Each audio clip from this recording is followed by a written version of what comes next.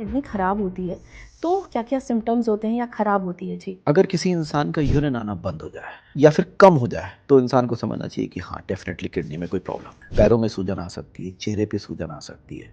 तो सूजन का आना, यूरिन का बंद होना, ये बहुत इंपॉर्टेंट सिम्टम है। क्या मतलब यूरिन का कलर, उसकी फ्रीक्वेंसी, ये सब देख के हम अंदाज़ा लगा सकते हैं कि हमारी किडनी जो है ठीक काम कर रही है, नहीं कर रही? कई बार यूरिन में ब्लड देखने को मिलता है, इसको हिमेचूरिया बोलते हैं। तो कई बार स्टोन में या फिर ग्लोमेरुलोनेफ्राइटिस नाम की कुछ बीमारियां होती हैं, उनमें देखने को कई बार कोला कलर का यूरिन भी आता है, जैसे कोका कोला टाइप का हो जाता है। अच्छा। तो ये यूरिन का कलर, यूरिन की क्वांटिटी, कितना यूरिन आ रहा है, ये तीनों चारों संकेत देती हैं कि किडनी में कुछ प्रॉब्लम है। बियर पीने से किडनी की पथरी जो है वो निकल जाती है? ये सब बेकार मिथ। की बातें हैं। मिथ्स हैं, इनका कोई लिंक नहीं है। या उसमें बियर पीने से थोड़ा यूरिन ज़्यादा आता है, बस दैट्स जो इट। लोग जो डायलिसिस पे आ जाते हैं, क्या उनकी ज़िंदगी मतलब एक दूभर टाइप की हो जाती है? किसी को एक्यूट किडनी इंजरी अचानक से खराब, तो उसका 1, 2 या 3 डायलिसिस के बाद जिस वजह से किडनी खराब हुई, अगर उस फैक्टर को ठीक कर दिया जाए तो किडनी पूरी नॉर्मल हो जाती है।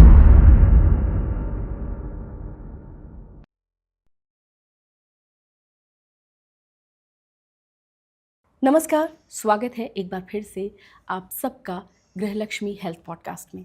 हमेशा की तरह एक बार फिर से हम एक ऐसा सब्जेक्ट लेकर आए हैं जो हर कोई जानना चाहता है, जिसके बारे में वो है किडनी। आज हम किडनी फेलियर के बारे में बात करेंगे। किडनी को बहुत अच्छी तरह से समझेंगे, क्या खाना चाहिए, क्या नहीं खाना चाहिए, किडनी के लिए कौन से बेस्ट फूड होते हैं, अगर आपको किडनी से रिलेटेड प्रॉब्लम है तो कौन सी चीज़ कंज्यूम कर सकते हैं, क्या बेस्ट होता है, ये सब कुछ जानेंगे। और इसके साथ साथ बहुत सारे मिथ्स हैं, वो भी हम क्लियर करेंगे। और इसके लिए मेरे साथ स्टूडियो में है इस वक्त जाने माने नेफ्रोलॉजिस्ट डॉक्टर मुदित गुप्ता। बहुत बहुत स्वागत है। नमस्कार madam, thank you. Doctor Mudit, kidney के बारे में सबसे पहले हम शुरुआत करें।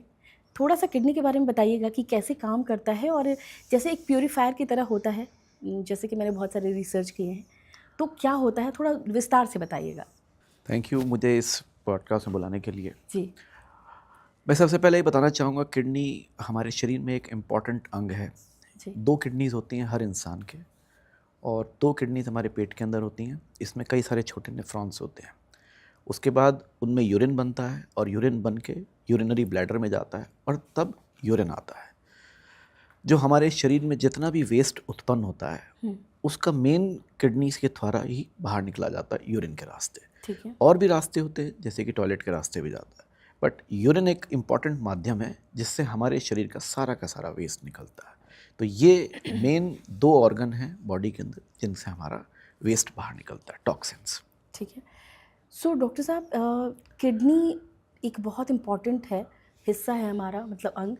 तो मैं जानना चाहूँगी, जब किडनी ख़राब होती है तो हमें मतलब सिम्टम्स क्या क्या आते हैं, और उसके बाद हम फिर किडनी फेलियर पे जाएंगे। जब किस तरह से किडनी फेलियर होता है, क्या क्या सिम्टम्स होते हैं या ख़राब होती है? जी। किडनी बेसिकली किडनी 2 तरह से फेल होती है। एक होता है एक्यूट किडनी इंजरी और दूसरा होता है क्रॉनिक किडनी जी, डिसीज़।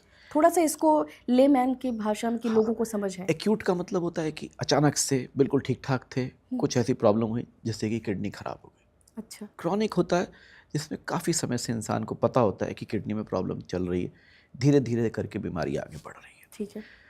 तो जो एक्यूट होता है उसमें सबसे ज़्यादातर कई कारण भी होते हैं, वो मैं आपको विस्तार से बाद में बता जी। दूंगा। जी। जहाँ तक बात है कि पता कैसे लगेगा कि आपको किडनी फेल हो रही है, अगर किसी इंसान का यूरिन आना बंद हो जाए, एकदम से। हाँ बिल्कुल, हो सकता है, या फिर कम हो जाए। जिस इंसान को पहले 2 लीटर आता हो, वो अचानक से 100, 200, 1500, अच्छा, या ऐसा होता है क्या डॉक्टर हाँ साहब? एकदम से यूरिन आना बंद हो जाता है, तो इंसान को समझना चाहिए कि हाँ डेफिनेटली किडनी में कोई प्रॉब्लम है। अब जैसे आपके शरीर से यूरिन आना बंद हो जाएगा, नेचुरल सी बात है, थोड़ी सूजन आने लगेगी। पैरों में सूजन आ सकती है, चेहरे पे सूजन आ सकती है। तो सूजन का आना, यूरिन का बंद होना, ये बहुत इंपॉर्टेंट सिम्टम है। पर कई बार ऐसा नहीं भी होता, तो कुछ और सिम्टम्स आते हैं। अचानक से बीपी बहुत हाई हो जाता है, ओके। बेहोशी में चले जाते हैं, गफलत में चले जाते हैं, दौरे पड़ने लगते हैं। ये सारे संकेत होते हैं जो शरीर के अंदर जो टॉक्सिन है जिनको बाहर निकलना है, वो बाहर नहीं निकल रहे, वो शरीर के अंदर एक्यूमुलेट हो गए। जैसे कि शरीर के अंदर इकट्ठे हो गए तो सिम्टम्स आने शुरू। कुछ लोगों में ये भी प्रॉब्लम आती है, भूख नहीं लगती है, उल्टी, उबकाई, इस तरह के बेसिक सिम्टम्स आने चालू होते हैं। तो ब्रीफली अगर मैं बताऊं तो सबसे पहले यूरिन आना बंद हो जाता है। किसी को यूरिन आ भी रहा है तो दूसरे सिम्टम्स आते हैं, जैसे कि भूख न लगना, उल्टी, उबकाई, बेहोशी में जाना, दौरे पड़ना, ये कई सारे सिम्टम्स ऐसे होते हैं जिससे पता लगता है कि किडनी पे कुछ प्रॉब्लम चल रही है। फिर उसके बाद ये देखा जाएगा कि ये किडनी में एक्यूट हुआ है, अचानक से कुछ हुआ है, या पहले से कुछ था जो बीमारी एकदम से बढ़ गई है। किसी भी इंसान को अगर पता लगाना है कि मेरी किडनी में कुछ प्रॉब्लम आ रही है तो उसको सबसे पहले बेसिक कुछ टेस्ट्स करवाने होते हैं। अच्छा। सबसे पहले जिसमें कि CBC, KFT और यूरिन रूटीन है। अच्छा। उन्हीं में सबसे मेजॉरिटी 99% बीमारियां उसमें पकड़ में आ जाती हैं। और उसके बाद अल्ट्रासाउंड कराना होता है, अल्ट्रासाउंड किस चीज़ से? पेट का, जिसमें हमें अच्छा। किडनी के बारे में पता लगता है कि पेशाब रुक रहा है या बन गया है, क्या कारण है। अच्छा, ओके। सो अब मैं जानना चाहूँगी, अभी आपने सब कुछ बता दिया इसमें कि मतलब एक क्रॉनिक और जो नॉर्मल होते हैं। अब मुझे ये बताइएगा कि क्या जो सूजन की वजह जो होती है किडनी में, जो मतलब किडनी में प्रॉब्लम हो रही है, तो जैसे दर्द भी शुरू होता है, कुछ दर्द वर्द भी होता है, तो मुझे ये बताइएगा जो सूजन होती है, क्या वो ज़रूरी है कि मान लीजिए जैसे आपने बताया कि मतलब आपका यूरिन जो है वो रुक गया या सूजन हो गई, इसके अलावा और क्या क्या सिम्टम्स होते हैं, और क्या सूजन होना या फिर यूरिन रुकना ही एकमात्र मतलब देखा जाएगा लक्षण में? नहीं, सिर्फ यूरिन रुकना ही एक कारण नहीं होता सूजन का। अगर यूरिन में प्रोटीन ज़्यादा निकलने लगता है अच्छा। तब भी सूजन आ जाती है। बहुत से अच्छा। लोगों में क्या होता है, अचानक से रात को उठे, सुबह देखा कि तुम चेहरे में आंखें पल के सूजी हुई हैं, चेहरे पे सूजन आ रही है। That is also one reason कि किडनी आँखें में जो कुछ सूज जाती हैं? आँखें जो सूज जाती है। कई बार प्रोटीन निकलने लगता है तो शरीर का पानी जो है रगों में से निकल के स्किन के नीचे आ जाता है, सबक्यूटेनियस टिश्यू में आ जाता है, तो सूजन आ जाती है। इसे प्रोटीन यूरिया से बोलते हैं। तो ये भी एक बहुत बड़ा कारण है। दूसरी बात, सूजन आना, यूरिन का कम होना, उसके बाद बेहोशी, गफलत, दौरे, झटके, भूख ना लगना, उल्टी, उपकाई, ये सारे कारण सिम्टम्स देखे जाते हैं जब भी किडनी में प्रॉब्लम आती है। जब भी आती है। जब भी कभी ज़रूरी नहीं है कि सूजन हर बार किडनी की वजह से आए। कई बार और भी कई कारण होते हैं जिनसे सूजन आ सकती है, जैसे लिवर में प्रॉब्लम होने की वजह से, उसकी वजह से। हार्ट की पंपिंग वीक होने से भी सूजन आ सकती है। शरीर में प्रोटीन किसी और वजह से कम हो रहा है, जैसे कि प्रोटीन खा ही नहीं रहा है पेशेंट, या हाइपोप्रोटीनीमिया हो गया, उससे भी सूजन आ जाती है। तो मतलब सूजन एक सिम्टम है, ऐसा नहीं कि सूजन है तो किडनी में प्रॉब्लम है। अगर सूजन है तो किडनी में कहा जाता है कि पैरों में सूजन है तो फिर वो किडनी ही प्रॉब्लम। नहीं, ऐसा तो नहीं कह सकते, लेकिन हाँ, अगर सूजन है तो किडनी का टेस्ट होना आवश्यक है। अच्छा। बस ये नहीं कि हर बार वो सूजन किडनी की वजह से आएगी, और भी कई कारण, थायराइड की वजह से हो सकता है, कई बार हार्ट फेलियर की वजह से हो सकता है, कई बार लिवर की प्रॉब्लम की वजह से सूजन, और भी कई कारण, लेकिन एक महत्वपूर्ण कारण इसमें डेफिनेटली किडनी की प्रॉब्लम। अगर सूजन आई है तो हमें ये ज़रूर से ज़रूर देखना है कि कहीं किडनी में कोई प्रॉब्लम तो नहीं आई है। जी। अब मैं जानना चाहूँगी कि हम बात कर रहे हैं किडनी की, तो किडनी फेलियर आजकल इतना ज़्यादा कॉमन हो गया है डॉक्टर साहब, क्या कहेंगे आप, क्यों इतना ज़्यादा बढ़ रहा है? उसके बाद फिर आप मुझे बताइएगा कि क्यों मतलब अचानक से कैसे क्या क्या सिम्टम्स होते हैं किडनी फेलियर के, और क्यों होते हैं, उसके भी रीज़न बताइएगा। बट अभी जो है क्या इतना ज़्यादा क्यों बढ़ रहा है, क्या कहेंगे? हाँ, सबसे पहले मैं आपको ये बताना चाहूँगा, मैंने शुरू में ही बताया था कि किडनी फेलियर दो तरह का है, एक एक्यूट, एक क्रॉनिक। हाँ जी। एक्यूट के कारण अलग हैं, क्रॉनिक के कारण अलग हैं। एक्यूट के कारणों की बात करते हाँ हैं। जी। एक्यूट मतलब अचानक से बिल्कुल फिट फाट आदमी, नॉर्मल काम पे जा रहा है, सब चीज़ें सब कर रहा है, ये तो अचानक से अटैक टाइप का हो गया। अटैक टाइप का सा कह सकते हैं। अचानक से सब यूरिन आना बंद हो गया और सूजन आ गई और एकदम से डॉक्टर के पास गए, बताया किडनी खराब है। तो उसमें कई सारे कारण होते हैं। सबसे पहला तो डायरिया, दस्त हो जाते हैं। हाँ, दस्तों में शरीर से पानी निकल जाता है बहुत ज़्यादा, तो पानी की डेफिशिएंसी होने से एकदम किडनी का शट डाउन हो जाता है। इसका मतलब ये तो जो दस्त वगैरह अगर लग जाए तो हाँ, खतरनाक है। बिल्कुल ध्यान देना चाहिए।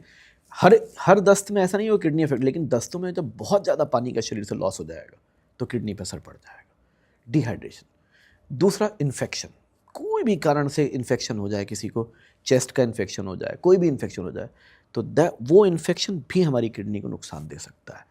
इसमें भी 3 तरीके से बांट रखे हैं, pre renal, renal, post renal. बताइएगा पूरा थोड़ा। प्री रीनल कहते हैं जो किडनी के ऊपर के कारण है, जिसमें सबसे पहले मैंने आपको बताया था डिहाइड्रेशन, या दूसरा मैंने आपको बताया इन्फेक्शन। रीनल में कई बार क्या होता है कि कोई चोट लग गई है, रीनल ट्रॉमा, रीनल वेन में अचानक से क्लॉट, रीनल आर्टरी में क्लॉट आ गया, उस वजह से।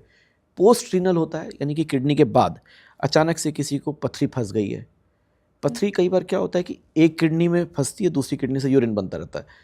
कई बार ऐसा भी देखा गया है कि कुछ कारणों से दोनों किडनी में प्रॉब्लम आ गई। दोनों किडनी में पथरी आना संभव नहीं है, लेकिन हाँ, नीचे पेशाब की नलकी में, यूरेथ्रा में कई बार रुकावट आ जाती है। कई बार जैसे बूढ़े लोगों में प्रोस्टेट की वजह से पेशाब रुक जाता है, जी, तो वो भी अचानक से प्रॉब्लम आती है। ये सारे कारण हैं एक्यूट किडनी इंजरी के। ठीक है। दूसरी बात आपने पूछा जो आजकल बढ़ रहा है, क्रॉनिक किडनी इंजरी।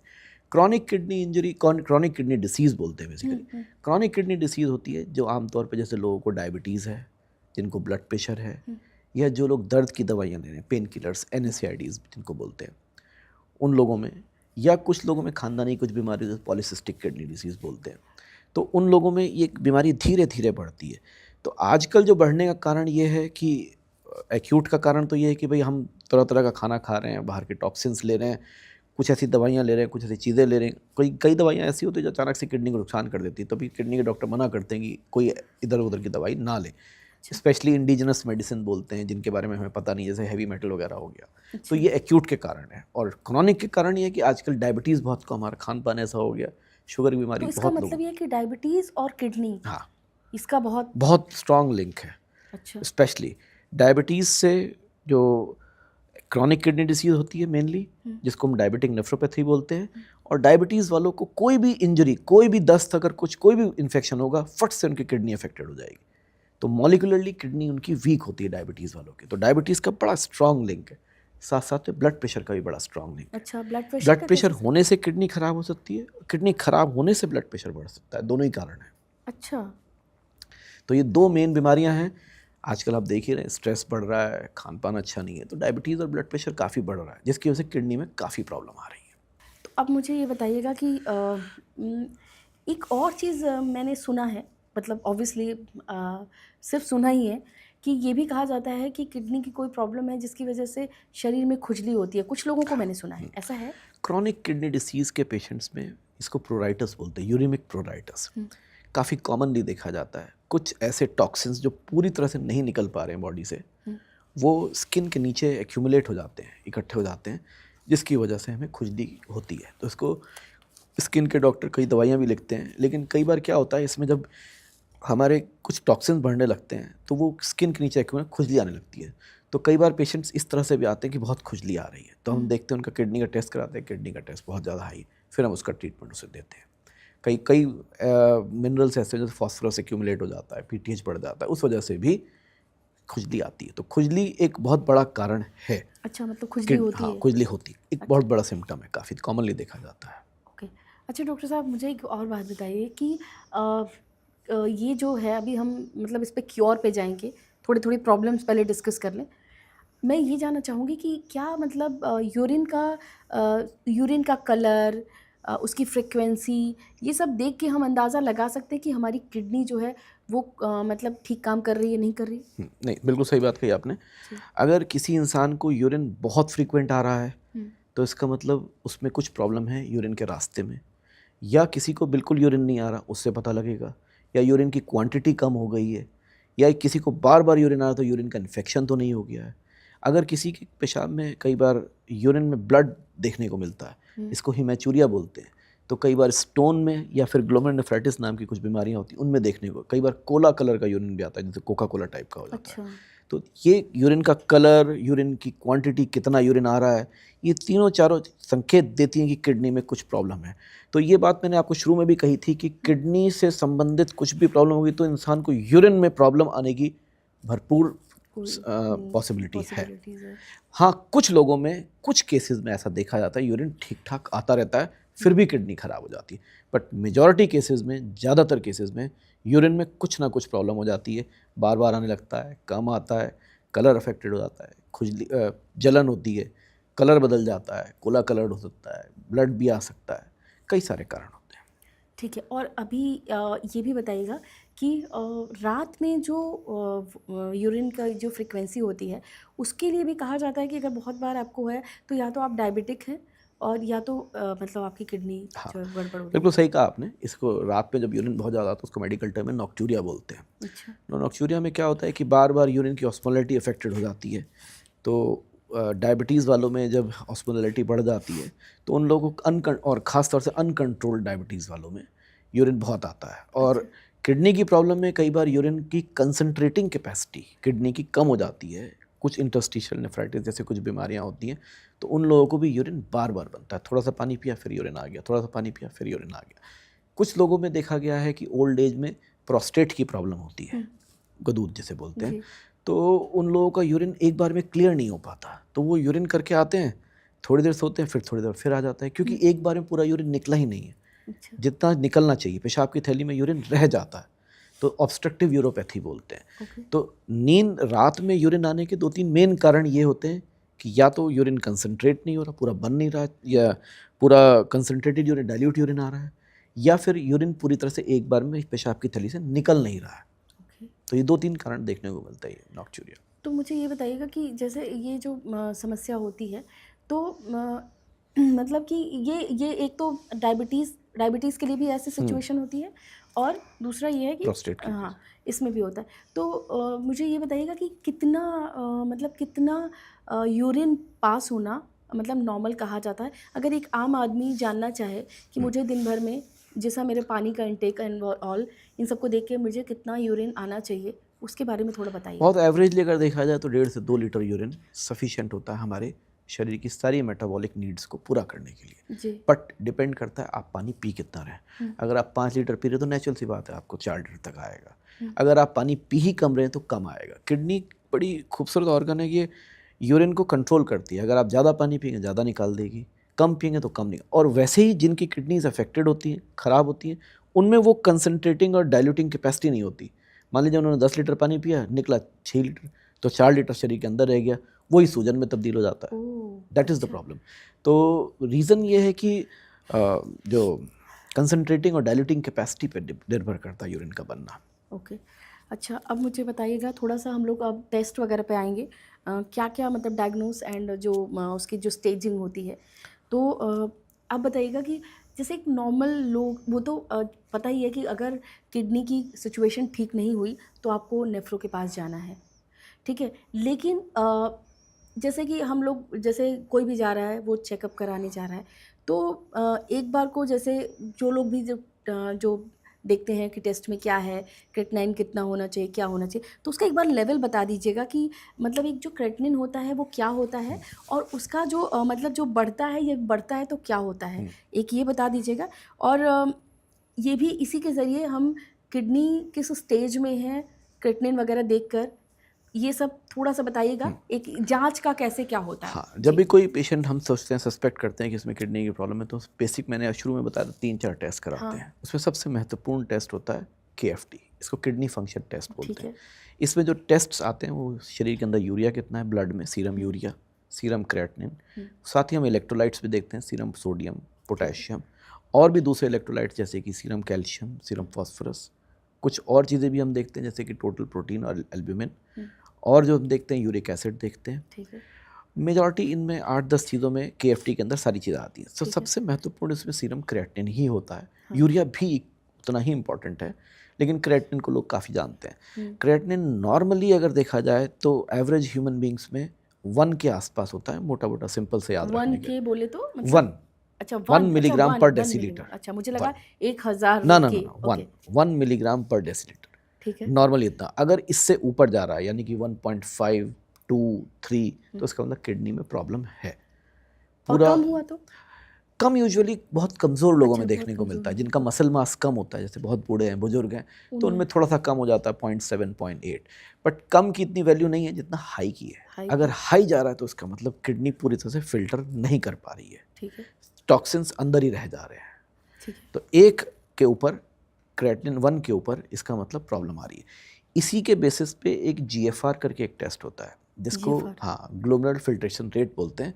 वैसे तो ये फॉर्मूला बेस्ड है, बट कुछ टेस्ट्स भी होते हैं, उससे और थोड़ा क्लियरली पता लगता है कि किडनी कितना काम कर रही है, किस स्टेज पे। जो स्टेजिंग बनाई गई है वो GFR के बेसिस पे बनाई गई है। 100 या 100 से ऊपर, 90 या 90 से ऊपर, 60 से 90, 45 से 60, 30 से 45, 15 से 30 और लेस देन 15। ये स्टेज 1, 2, 3, 4, 5 ये स्टेजेस बनाए गए क्रॉनिक किडनी डिसीज़ के लिए। अच्छा। जो स्टेज 5 होती है उसमें सिर्फ रिस्क फैक्टर्स होते हैं, GFR 90 से ऊपर होता है। जो स्टेज 1 आती है 60 से 90 आ जाती है, फिर उसके बाद स्टेज 2 आती है 45 से 60, फिर 45 से 30 स्टेज 3 आ जाती है, स्टेज 4 आ जाती है 15 से 30, और स्टेज 5 आती है 15 से नीचे। 15 से नीचे स्टेज 5 का मतलब ये है कि अब किडनी काम नहीं कर रही है इतना कि उसका जीवन किसी भी इंसान का चल नहीं पाएगा, उसको कोई ना कोई स्पेशल इलाज लेना पड़ेगा, जिसको रीनल रिप्लेसमेंट थेरेपी बोलते हैं, जिसमें कि डायलिसिस, किसी भी प्रकार का डायलिसिस या ट्रांसप्लांट एडवाइस किया जाता है। अच्छा, अब हम आ गए हैं तो डायलिसिस पे भी बात कर लेते हैं, एंड इसके बाद फेलियर जब होता है, क्यों ना हो, अब उसका पूरा क्योर वगैरह भी हम देखेंगे। तो सबसे पहले अभी आपने बताया डायलिसिस, जैसे ही किसी भी इंसान के को बताया जाता है कि अब उसका डायलिसिस शुरू होता है, वो बहुत परेशान हो जाता है, क्योंकि खर्चे जो हैं वो आई थिंक मेरे को पूरा अभी डायलिसिस के बारे में बताइएगा ज़्यादा, मतलब आप अच्छे से बताएंगे। तो मुझे डायलिसिस के बारे में बताइएगा कि वो लोग जो डायलिसिस पे आ जाते हैं, क्या उनकी ज़िंदगी मतलब एक दूभर टाइप की हो जाती है? आप बताइएगा पूरा। हाँ, ये बहुत अच्छा है जानने के बाद। किडनी फेलियर जब भी होता है, चाहे एक्यूट हो चाहे क्रॉनिक हो, डायलिसिस एक इलाज है। डायलिसिस एक ही टाइप का इलाज है, उसमें हम ब्रॉड बहुत बड़े टर्म से देखा जाए तो इसे रीनल रिप्लेसमेंट थेरेपी बोलते हैं। वो किसी भी तरह से हो सकता है। फॉर एग्जांपल, जिसमें कि हम डायलिसिस भी दो तरह के, हीमोडायलिसिस और पेरिटोनियल डायलिसिस। पेरिटोनियल डायलिसिस थोड़ा कम पॉपुलर है, बट वो भी होता है, हमारे देश में थोड़ा कम पॉपुलर है। तीसरा होता है रीनल ट्रांसप्लांट। अब जैसे मैंने आपको शुरू में बताया था कि एक्यूट किडनी इंजरी, अगर किसी को एक्यूट किडनी इंजरी अचानक से खराब, तो उसका 1, 2 या 3 डायलिसिस के बाद जिस वजह से किडनी खराब हुई, अगर उस फैक्टर को ठीक कर दिया जाए तो किडनी पूरी नॉर्मल हो जाती है। तो ये जो मिथ है, अच्छा, ये 2-3 डायलिसिस के बाद ज़रूरत नहीं पड़ती है। अच्छा, वो सिर्फ उस टेम्परेरी फेज़ में, उस दौरान में जो किडनी खराब हुई है, जो टॉक्सिन इकट्ठे हो गए हैं, जिसकी कॉम्प्लिकेशंस आ रही हैं, उनको टाइड ओवर करना है। जैसे ही वो चीज़ टाइड ओवर हो जाएगी, किडनी फिर से अपना फंक्शन कर, इसी को हम टेम्परेरी शटडाउन भी बोलते हैं। टेम्परेरीली किडनी खराब हुई है। लोगों में एक मिथ हो जाता है कि डायलिसिस होगा तो होता ही रहेगा, और मैं बार बार इस चीज़ को बहुत एम्फेसाइज करना चाहता हूँ। एक्यूट किडनी इंजरी में रेगुलर डायलिसिस नहीं होता। ज़रूरत पड़ती है 1, 2, 3, 4, 6, कितने भी ज़रूरत पड़ सकती है, लेकिन इंसान को रेगुलर लाइफ लॉन्ग डायलिसिस की ज़रूरत नहीं पड़ती। वो किडनी पूरी की पूरी रिकवर कर जाती है। Okay, this is very very important, ये जानना बहुत इंपॉर्टेंट है, बहुत क्योंकि ज़रूरी है। डायलिसिस को लेकर लोगों में बहुत भ्रम है। तो जिन लोगों में एक्यूट है, अचानक से ठीक थे, डिहाइड्रेशन या डायरिया की वजह से क्रेटिनिन सीधा 10 पहुंच गया, बेहोशी में चले गए, हमने 1-2 डायलिसिस किए, फ्लूइड रिप्लेसमेंट किया, पेशेंट ठीक हो गया, बैक टू नॉर्मल। पूरी ज़िंदगी उनको कभी डायलिसिस जरूरत नहीं पड़ती। दूसरा, क्रॉनिक किडनी डिसीज, जिसमें क्रेटिनिन 1 से 2 से 3 से 4 से 8 के ऊपर गया, फिर हमने कहा कि अब ये किडनी काम नहीं करेगी, क्योंकि हम अल्ट्रासाउंड करके देख लेते हैं किडनी सिकुड़ रही है या किडनी की इकोजेनेसिटी बढ़ गई है, तो अब ये किडनी रिकवर नहीं हो, तो हम पेशेंट को कहते हैं कि आप रेगुलर डायलिसिस पे आएंगे।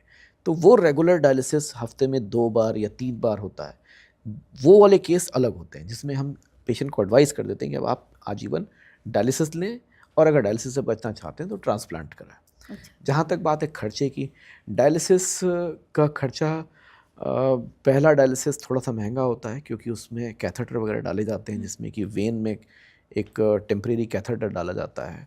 तो वो क्या वो हमेशा रहता है? नहीं, वो शॉर्ट टर्म के, टेम्परेरी है। अच्छा, तो शॉर्ट टर्म के लिए डाला जाता है, और उसी से फिर ब्लड निकाल के डायलिसिस किया जाता है, और डायलाइज्ड ब्लड, जो मतलब साफ ब्लड है, उसको वापस रिटर्न वो कर देते हैं। कैसे, मतलब एक बार एक प्रोसेस मशीन बताएंगे थोड़ा एक सा? मशीन होती है, जिसमें एक डायलाइजर होता है, फिल्टर टाइप का। अच्छा, हमारे ब्लड को एक बड़ी वेन से लिया जाता है, वो एक पूरे सर्किट में जाता है, वहाँ पे डायलाइजर रखा होता है, उसमें से निकल के वहाँ से साफ होता है, बिल्कुल छलनी की तरह आप कह सकते हैं। अच्छा, और वो सारा छना हुआ ब्लड, साफ किया हुआ ब्लड फिर से वापस हमारी वेन में आ जाता है। तो ये एक प्रकार से जो किडनी ने अंदर काम नहीं किया, वो हमने बाहर आर्टिफिशियली कर दिया। इसी को हम आर्टिफिशियल किडनी भी बोल सकते हैं। ओके, तो सबसे इम्पॉर्टेंट ये है कि डायलिसिस में हम ब्लड को लेते हैं, और उसी ब्लड को क्लियर करके, साफ़ करके, और वो फिर वापस अंदर चला जाता है। तो पहले डायलिसिस में एक कैथेटर डाले जाते हैं, या तो फीमोरल वेन में या जुगुलर वेन में, कहीं पे भी डाला जा सकता है। तो उसका खर्चा होता है, हर हॉस्पिटल के अलग अलग रेट हैं, गवर्नमेंट में तो काफ़ी फ्री में होता है। तो अगर मैं ऑन एन एवरेज कहूँ तो 5-7 हज़ार या फिर 10 हज़ार मान लीजिए, अगर कैथेटर डालने का खर्चा है। पहली बार में डायलिसिस नया होता है, तो उसका खर्चा आता है। तो पहला डायलिसिस ऑन एन एवरेज किसी भी हॉस्पिटल में अगर लें तो 15-17 हज़ार या 20 हज़ार के पहला आसपास बैठ। डायलिसिस। अगला डायलिसिस में क्या होता है, कैथेटर बार बार नहीं डालना पड़ता, तो उसका खर्चा बच जाता है, और अगला डायलिसिस 3-4 हज़ार का होता है। डिपेंड करता है आप डायलाइज़र जो है उसको रीयूज़ कर रहे हैं या फिर नया डायलाइज़र यूज़ कर रहे हैं, तो ऑन एन एवरेज 5-7 हज़ार रुपये का खर्चा बैठता है। तो अगर किसी इंसान के 3 या 4 डायलिसिस किए, तो बहुत ही कॉमन प्राइवेट सेंटर को अगर हम देखें, तो ना करते करते 25-30 हज़ार रुपये का खर्चा बैठ जाता है। वेरिएबल है, कुछ सेंटर्स में सस्ता भी हो सकता है, कुछ में ज़्यादा भी। डिपेंड जितना करता बड़ा हॉस्पिटल है, थोड़ा कॉर्पोरेट फैसिलिटीज़ ज़्यादा हैं, तो उनको थोड़ा ज़्यादा महंगा हो जाता है। हम्म। फिर आते हैं कुछ क्रॉनिक किडनी के पेशेंट आते हैं जिनमें रेगुलर डायलिसिस, तो उनका ऑन एन एवरेज अगर हम देखें तो हफ्ते में 2 डायलिसिस तो मिनिमम चाहिए ही चाहिए होते हैं। तो और एक डायलिसिस अगर देखें 2 से 3 हज़ार का बैठता है, तो तकरीबन वो लोग 8 से 12 डायलिसिस लेते हैं। अच्छा। तो तकरीबन देखा जाए तो 20 से 25 या यूँ कहिए कि 20 से 30 हज़ार का खर्चा पर मंथ हो जाता है सिर्फ डायलिसिस का। ये सिर्फ डायलिसिस है, प्लस में उनको कुछ दवाइयाँ लेनी है, जैसे बीपी की दवाई, शुगर की दवाई, कुछ हार्मोन्स भी लेने पड़ते हैं, हार्मोन के इंजेक्शन। जैसे किडनी का काम सिर्फ फिल्टर करना नहीं होता, एक हार्मोन होता है उसका एरिथ्रोपोइटिन बोलते हैं, ब्लड बनता है, तो उसके इंजेक्शन भी लेने पड़ते हैं, तो वो अलग खर्चे हैं। तो आपने मुझसे पूछा डायलिसिस का खर्चा क्रॉनिक किडनी डिसीज़ में हफ्ते का महीने का 25 से 30 हज़ार रुपये ऑन एन एवरेज। हाँ, अगर यही आप किसी सरकारी हॉस्पिटल में तो सस्ते हो हाँ, जाएंगे, और किसी और बड़े प्राइवेट कॉर्पोरेट हॉस्पिटल तो थोड़ा तो और ज़्यादा हो महंगा जाता हो जाएगा। डिपेंड करता है। है, डिपेंड करता है तो किस। डॉक्टर साहब, क्या उससे दर्द भी होता है? पहली बार जब कैथेटर डालते हैं वैसे तो सुन कर देते हैं, लोकल एनेस्थीसिया में डालते हैं, तो हल्का फुल्का दर्द होता है, वो भी मेरे ख्याल से ना के बराबर का ही है। अच्छा। It is generally not painful Not- उसमें पेनफुल प्रोसीजर नहीं है, पेनलेस प्रोसीजर है। सो अभी आपने बताया कि डायलिसिस जो है वो कैसे होता है और ज़्यादा पेनफुल नहीं होता, और खर्चीला भी आपने बताया कि कब कितना होता है। सो अब मैं फेलियर पे आऊँगी कि मतलब अब जैसे किडनी पूरी तरीके से काम करना बंद कर दे, जिसे हम फेलियर कहते हैं, तो उस सिचुएशन में क्या किया जाए? हाँ, हम 2 सिचुएशन मैंने अभी जस्ट बताया था कि आपको एक्यूट को अलग रखते हैं। एक्यूट में बिल्कुल होपलेस होने की ज़रूरत नहीं है। अगर बिना डायलिसिस के कंजर्वेटिव मैनेजमेंट हाँ, से एक पेशेंट तो ठीक ठीक होता है, है। Well and good. नहीं हो पाता तो 1, 2 या 3 डायलिसिस कराने में कोई हर्ज नहीं है, करवा के पेशेंट ठीक बैक टू नॉर्मल। तो उसमें बहुत ज़्यादा भावुक होने की ज़रूरत नहीं, बहुत मायूस होने की ज़रूरत नहीं है। बट हाँ, अगर किसी को क्रॉनिक किडनी डिसीज़ की बीमारी आ जाए और ये कहा जाए कि अब आपको लाइफ लॉन्ग डायलिसिस लेना पड़ेगा या फिर कुछ ना कुछ और इलाज, वहाँ थोड़ा-सा इमोशनल कंपोनेंट रहता है। तो उस सिचुएशन में हम ये बताते हैं कि भाई आप होपलेस मत होइए। ऐसा नहीं कि dialysis end of the life नहीं है, ऐसा नहीं कि लाइफ ख़त्म हो गई। अब डायलिसिस पे एक नए तरीके से जीवन को चलाना है, ये आपके जीवन का हिस्सा है। इसको भी एक ट्रीटमेंट मानना है, थेरेपी मानना चाहिए। जैसे आप गोली खा रहे हैं वैसे आप डायलिसिस ले रहे हैं। शुरू में थोड़ा सा पेशेंट्स को अड़चन होती है कि भाई डायलिसिस जाना आना डायलिसिस सेंटर पे, हाँ। पर ग्रेजुअली वो धीरे धीरे अपने आप समझने लगते हैं और वो काफ़ी ट्यून्ड हो जाते हैं। और हम तो काफ़ी सारे पेशेंट्स को देखते हैं, वो काम भी कर रहे होते हैं, उनको जैसे छुट्टी मिलती है, शाम का टाइम मिलता है, अपना टाइम फिक्स कर लेते हैं कि वे शाम को आएंगे, सुबह आएंगे, अपना डायलिसिस कराएं and then back to normal. काफ़ी सारे पेशेंट्स जो वर्किंग हैं वो ऐसे ही करते हैं। कुछ लोग सुबह सुबह ले लेते हैं डायलिसिस, कुछ लोग अपने वीकडे की जहाँ वीकेंड है उस दिन ले लेते हैं डायलिसिस। तो ऐसा नहीं है कि डायलिसिस के बारे में एक मिथ नहीं होना चाहिए कि डायलिसिस हो गया तो अब आगे कुछ नहीं होने वाला, लाइफ खत्म हो, ऐसा नहीं। तो ये डायलिसिस बताइए, जो जो वृद्ध लोग हैं, जो बुज़ुर्ग लोग हैं, उनके लिए तो मतलब कुछ मैंने भी, मेरे आँख के सामने ऐसे बहुत सारे लोग हैं जो डायलिसिस करवा रहे हैं और वो काफ़ी एज के हैं, तो वो काफ़ी परेशान हो जाते हैं। तो उनके लिए क्या थोड़ा बोलें? सा एक धारणाएं बैठ गई हैं कि डायलिसिस होगा तो पता नहीं क्या होगा, ये तो ख़त्म ही हो गए। इन धारणाओं को निकालना चाहिए। डायलिसिस एक इलाज है, ट्रीटमेंट है। थोड़ा सा जाना आना, डेफिनेटली मैं ये कहूँगा कि बिल्कुल कोई प्रॉब्लम नहीं है तो गलत होगा कहना। हाँ, थोड़ी सी प्रॉब्लम है, बट सही बात है। ये सोचना कि अब कुछ नहीं हो सकता, ये तो गलत है। और इस एज में आ गए हैं, 50 के हो गए, 60 के हो गए या 75 के हो गए तो अब डायलिसिस नहीं हो सकता, ये एज कोई किसी प्रकार से कॉन्ट्राइंडिकेशन नहीं है। किसी भी एज में इंसान का डायलिसिस हो सकता है और पेशेंट बिल्कुल स्वस्थ भी हो जाता है। जी। अब मुझे ये बताइएगा कि इसकी अब क्योर की बात हम ज़रा करते हैं कि सबसे पहले किडनी के लिए बेस्ट फूड क्या हो सकते हैं? किडनी को सही रखने के लिए, वैसे तो जब हम नॉर्मल सही हैं, बिल्कुल ठीक है, हमें कोई प्रॉब्लम नहीं है, तो उस दौरान भी हमारे खान-पान का तो ऑब्वियसली ध्यान रखना चाहिए। लेकिन जब हमें ऐसा लगे कि किडनी से रिलेटेड हमें प्रॉब्लम है, स्टोन है या कुछ भी, तो हमें किस तरह का खान-पान रखना चाहिए? ठीक है, इसके अलावा कौन-कौन से ऐसे नियम हैं जो कि एक हेल्दी किडनी के लिए ज़रूरी हैं, जो कि हमें फॉलो करने चाहिए? और इसके साथ-साथ जो दवाइयाँ वगैरह हैं, बहुत सारे सप्लीमेंट्स एंड ऑल, ये सब कितना ज़्यादा इफ़ेक्ट करते हैं, इसको भी बताइएगा। तो एक ओवरऑल मुझे पूरा ये बताइए एकदम विस्तार से कि कैसे-कैसे होता है विजया, यहाँ पर इस तरीके से चीज़ें होती हैं। तो प्रॉपर एक अच्छी तरह से समझाइए उन लोगों को जो ये सारी चीज़ें मेरे ज़रिए जानना चाहते हैं। सबसे पहली चीज़ आपने मुझे कहा कि किडनी कि बीमारी ना हो उसमें किस डाइट का ध्यान रखा जाए। जी। तो मैंने आपको बताया कि किडनी खराब होने का बहुत बड़ा कारण डायबिटीज़ और ब्लड प्रेशर, तो ठीक ऐसे है। खाने नहीं खाने चाहिए जिनसे हमको डायबिटीज़ हो। ठीक है। जैसे कि ओवर ईटिंग हो गई, जंक फूड हो गया, कार्बोहाइड्रेट रिच डाइट हो गई, या बहुत ज़्यादा मीठा हो गया।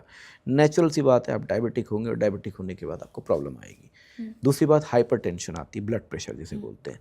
बहुत सॉल्टी फूड, सॉल्ट काफ़ी रिलेटेड होता है इस चीज़ से। बहुत ज़्यादा सॉल्टी नमकीन खाना खाने से भी ब्लड प्रेशर बढ़ता है, उससे किडनी खराब होती है। तो दो इम्पॉर्टेंट खाने जो हमें अवॉइड करने चाहिए, कार्बोहाइड्रेट रिच डाइट थोड़ा सा हमें अवॉइड करनी चाहिए, जंक फूड वगैरह ये अवॉइड करना चाहिए। डेफिनेटली फैटी फूड भी अवॉइड करना चाहिए, क्योंकि ये इसका भी डायरेक्ट लिंक है डायबिटीज़ से। तो ये 3-4 खाने तो आपको क्रॉनिक किडनी डिसीज़ से बचने के लिए। एक्यूट में जहाँ तक है, एक्यूट में कुछ ऐसे खाने हैं जैसे जिनसे डायरिया वगैरह ना हो, बाहर का खाना वो अवॉइड करना चाहिए। कुछ ऐसी चीज़ें जो जिनके बारे में हमें पता नहीं है, बड़े एग्जॉटिक फूड्स होते हैं, उनको भी थोड़ा सा हम अवॉइड कर सकते हैं। और मे बी जैसे कुछ लोग दवाइयाँ ले रहे होते हैं तरह तरह की, मैं ये नहीं कहूँगा कि कोई पद्धति ख़राब है, बट हाँ कुछ दवाइयाँ सिर्फ तंदुरुस्त होने के लिए खा रहे हैं, जिनका हमें पता नहीं कंपोजिशन क्या सही है। बात वो है। भी अल्टीमेटली हर दवाई हमारी किडनी से ही बाहर निकलनी है, क्योंकि यूरिन के रास्ते ही निकलना है। तो कई बार वो दवाइयाँ अंदर रह जाती हैं, वो तरह तरह के इफ़ेक्ट करती हैं। तो ऐसी किसी भी दवाई के बारे में जिसके बारे में आपको किसी डॉक्टर ने या किसी अच्छे क्वालिफाइड फिजिशियन ने ना बताया हो, तो मेरे ख्याल से खुद से ओवर द काउंटर जाके नहीं लेनी चाहिए। नहीं लेनी चाहिए। दर्द की दवाइयाँ ख़ास तौर से बहुत नुकसान देती हैं। जो दवाइयाँ किडनी के लिए सेफ़ होती हैं, हम उन्हीं को एडवाइस करते हैं। नॉर्मल आदमी में आप कोई भी दवाई ले सकते हैं, लेकिन जिनकी किडनी पहले से थोड़ी-सी अफ़ेक्टेड है, तो उनको तो बहुत ही केयरफुल रहना चाहिए कि वो कुछ भी हेवी मेटल वाली दवाई ना लें, कोई भी एनएसएआईडीज़ ना लें। तो डाइट के साथ-साथ कुछ ऐसी दवाइयाँ जो ओवर द काउंटर कई जगहों पे मिल रही हैं, कहीं पे, वो अवॉइड करनी चाहिए। जी। अब उसके बाद आती है बात कि अगर किसी इंसान की किडनी अफ़ेक्टेड हो चुकी है, तो फिर क्या करना है? मान लीजिए किसी इंसान को किडनी की बीमारी हो गई, क्रॉनिक किडनी डिसीज़, अब वो स्टेज 3, 4 या सेकंड से 4th तक किसी भी स्टेज में, तो उसमें डाइटरी शेड्यूल बनाया जाता है। उसमें ठीक है। हम प्रोटीन रेस्ट्रिक्शन सबसे इम्पॉर्टेंट बताया जाता है कि प्रोटीन थोड़ा कम लिया जाए, क्योंकि प्रोटीन का सीधा असर किडनी के फंक्शन पे आता है। ठीक है। तो वो जो आप डाइटरी बताते हैं, तो एक बार मैं चाहूँगी कि इस पॉडकास्ट के ज़रिए वो डाइटरी पूरा बता दें, क्योंकि वो एक ऐसी चीज़ है जो सबके लिए काफ़ी बेनिफिशियल होने वाली है। किडनी डिसीज़ के पेशेंट में सबसे इम्पॉर्टेंट ये है कि प्रोटीन का रेस्ट्रिक्शन होना। अब प्रोटीन कितना रेस्ट्रिक्ट करना चाहिए, वैसे तो अगर हम किताबों के हिसाब से डेफिनेशन से जाए तो 0.8 ग्राम पर KG per day body weight के हिसाब से होता है। बट जाना चाहिए। ये समझना थोड़ा सा कॉम्प्लिकेटेड है, बट ये है हाँ, कि ये बड़ा ऑन मैं किसी को कहूँ कि आप 0.8 ग्राम, तो वो मैं मोटा माटा बता देता हूँ कि भाई रफली 40 से 50 ग्राम तक का प्रोटीन एक एवरेज वेट पर्सन 60 से 65-70 किलो के आदमी के लिए बहुत है, उससे ज़्यादा नहीं लेना चाहिए। प्रोटीन रेस्ट्रिक्शन भी उन लोगों को थोड़ा ज़्यादा एडवाइस किया जाता है जो लोग बहुत ज़्यादा प्रोटीन खाते हैं, जैसे कि नॉन वेजिटेरियन डाइट ज़्यादा खाते हैं। तो नॉन वेजिटेरियन डाइट में थोड़ा ज़्यादा हाई प्रोटीन होता है। Vegetarian diet as it is protein में और काफ़ी जो कम वो होती वे है। प्रोटीन वगैरह जो प्रोटीन पाउडर लेते हैं वो? हाँ, ये दोनों थोड़ा सा डिफरेंट चीज़ हो गई जी। कि जो प्रोटीन पाउडर लेते हैं, प्रोटीन अगर वाकई में वे प्रोटीन है तब तो कोई प्रॉब्लम नहीं, लेकिन वे प्रोटीन के साथ साथ कुछ उसमें सप्लीमेंट्स ऐड किए, एडिटिव्स, वो नहीं सही है। वो हार्मफुल है। अच्छा, वो वे कई, सही है, वे हाँ नहीं, प्रोटीन? वो बिल्कुल नहीं लेना। वे इज़ गुड प्रोटीन। अच्छा। वे एक प्रोटीन है, वो आप ले सकते हैं, that is not a problem. लेकिन वे की आड़ में अगर आप कुछ ऐसे कंपाउंड्स ले रहे हैं जिनका पता ही नहीं है, जिनका डिस्प्ले प्रॉपर्ली उसमें है ही नहीं, और अगर डिस्प्ले है भी और अंदर कंटेंट कुछ और है, तो ये चीज़ थोड़ी सी मतलब कंट्रोवर्शियल है। बट वे प्रोटीन सेफ़ है। वे प्रोटीन की आड़ में कुछ दूसरे कंपाउंड्स अगर दिए जा रहे हैं बॉडी को बिल्डअप करने के लिए, फास्टली बिल्डअप करने के हाँ, लिए, मतलब वो हार्मफुल है। मतलब वो जो और आजकल बिल्डिंग, यंग, बॉडी बिल्डिंग हाँ, के लिए और होता है। आजकल यंग बच्चों में ये बहुत कॉमनली देखा जा रहा है कि उनको मसल्स वगैरह हाँ, के लिए। उनको ये मिथ बैठ गया है कि मसल को बड़ा करना है, और ये मसल की बिल्डिंग तभी पॉसिबल है जब हम कोई प्रोटीन पाउडर लेंगे तभी होगा। अगर प्रोटीन पाउडर नहीं लेंगे तो नहीं होगा। और साथ-साथ में कुछ और दवाइयाँ जैसे कि एनाबॉलिक स्टेरॉइड्स हो गए, क्रिएटिन हो गए, ये सारी दवाइयाँ मसल्स को तो बड़ा कर देंगी, बट हमारे इंटरनल ऑर्गन्स जैसे कि लिवर और किडनी, इनको बहुत नुकसान करती हैं, और इस हद तक नुकसान कर देती हैं कि आपको वो रिवर्स भी नहीं हो पाता है, उसको हम दोबारा ठीक भी नहीं कर पाते और इंसान को आगे डायलिसिस या ट्रांसप्लांट तक पे जाना पड़ता है यंग बच्चों में। तो ये बहुत ही आपने इम्पॉर्टेंट अच्छा पॉइंट रेज़ किया कि वे प्रोटीन की आड़ में कुछ ऐसी दवाइयाँ, कंपाउंड्स लिए जा रहे हैं जो काफ़ी नुकसानदेह हैं डाइट में, जिनको अवॉइड करना चाहिए। अब बीच में जो मैं बात करता कि आप क्रॉनिक किडनी डिसीज़ वालों को प्रोटीन रेस्ट्रिक्शन करना चाहिए, सॉल्ट रेस्ट्रिक्शन करना चाहिए, डायबिटिक हैं तो हाई ग्लाइसेमिक डाइट नहीं होनी चाहिए, डेफिनेटली मीठा बहुत नहीं लेना चाहिए और फैट रेस्ट्रिक्शन भी थोड़ा रखना चाहिए। अच्छा, किडनी वाले पेशेंट्स में पोटेशियम का भी काफ़ी इशू रहता है, आपने सुना भी होगा कि पोटेशियम बढ़ गया। पोटेशियम एक इम्पॉर्टेंट मिनरल है, तत्व है जो कि हमारी बॉडी के अंदर ज़रूरी है, लेकिन एक सर्टेन लेवल के बाद, जैसे कि 5.5 के बाद या 6, 6.5 के बाद इसका बहुत तगड़ा नुकसान होता है बॉडी के अंदर, वो सीधा हार्ट पे असर कर जाता है। अच्छा।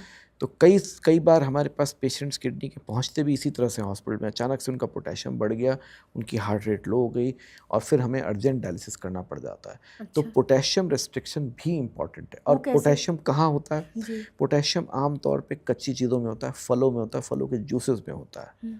तो हम हर पेशेंट जो उसको किडनी की बीमारी है या सस्पेक्ट कर रहे हैं तो उनको मना करते हैं कि आप पोटेशियम रिच डाइट ना लें, जिसमें कि फल या फलों के जूस अवॉइड करें, जो कि बिल्कुल कॉन्ट्रेरी। हमारे देश में अगर कोई बीमार पड़ता है तो सबसे पहले कहा जाता है फलों के जूस ले लो, जूस के लिए फल ले बोलते लो, हैं अक्सर। नारियल पानी खास तौर से वो। अच्छा, तो नारियल पानी नहीं ले सकते? It is very rich in potassium. हाँ, किसी इंसान, हर एक को नहीं होगा, लेकिन किसी इंसान में पोटेशियम कम है तो वो तो ठीक है, लेकिन आमतौर पे किडनी 90% केसेस में किडनी की बीमारी में पोटेशियम बढ़ जाता है और उसके बड़े तगड़े साइड इफ़ेक्ट्स हैं। साइड इफ़ेक्ट्स इस एक्सटेंट तक कि वो जानलेवा तक साबित हो जाते हैं। तो इसलिए हम फलों के जूस के लिए बहुत कॉशियस रहते हैं। फलों के जूस ना लें जिससे कि प्रॉब्लम ना आए। फल थोड़ा बहुत फिर भी ले लें। फलों में भी सिट्रस फ्रूट्स जैसे कि रसीले फल होते हैं, संतरा, मौसम्बी टाइप के, इनमें काफ़ी पोटेशियम होता है और एकदम से पोटेशियम तेज़ी से बढ़ जाता है, वो काफ़ी नुकसान देता है। तो डाइट में 3-4 चीज़ों का ध्यान रखना है। मैं फिर से लेबल करूँगा, प्रोटीन का रेस्ट्रिक्शन सबसे ज़रूरी है, दूसरा कार्बोहाइड्रेट रेस्ट्रिक्शन, फैट रेस्ट्रिक्शन, चौथा जो इम्पॉर्टेंट है that is potassium restriction. Potassium free diet या पोटेशियम रिच डाइट नहीं लेनी चाहिए। पोटेशियम फ्री डाइट भी नहीं लेनी चाहिए? पोटेशियम फ्री डाइट ले रहे हैं, मतलब जिनको प्रॉब्लम है उनको पोटेशियम कम होना चाहिए उनकी डाइट में। कम होना चाहिए, अच्छा। इसमें और एक इम्पॉर्टेंट सॉल्ट भी मैं थोड़ा बताना चाहूँगा कि आजकल ब्लड प्रेशर को कंट्रोल करने के लिए कुछ सॉल्ट आते हैं, जैसे लोना सॉल्ट वगैरह, उसमें सोडियम कम होता है लेकिन पोटेशियम ज़्यादा होता है। वो हमारे किडनी के पेशेंट्स के लिए काफ़ी नुकसानदेह होता है। इसका मतलब ये है कि ये लोग बोलते हैं, बिल्कुल ठीक बात आपने बोली। ये मेरे दिमाग में सवाल था कि मैं आपसे पूछूंगी कि ये जो आजकल वो भी सेंधा नमक लोग खा रहे हैं, सेंधा नमक हो गया, लाहौरी नमक हो गया, ये they are very harmful kidney के पेशेंट, क्योंकि इनमें सोडियम कम हो जाता है, ब्लड प्रेशर तो अच्छा कर, लेकिन पोटेशियम बढ़ जाए और पोटेशियम किडनी के लिए बहुत नुकसानदेह है। ओह, तो इट मीन्स हमें वही नॉर्मल नमक जो बिल्कुल नॉर्मल सादा सफेद नमक जो आता है, बस जिसको लोग कहते हैं कि वो रिफाइंड है, वो कम क्वांटिटी में लेना, बस कम और क्वांटिटी कम कितनी, लेस देन 2 ग्राम पर डे। अब फिर मुझसे आप पूछेंगे कि 2 ग्राम कैसे करें?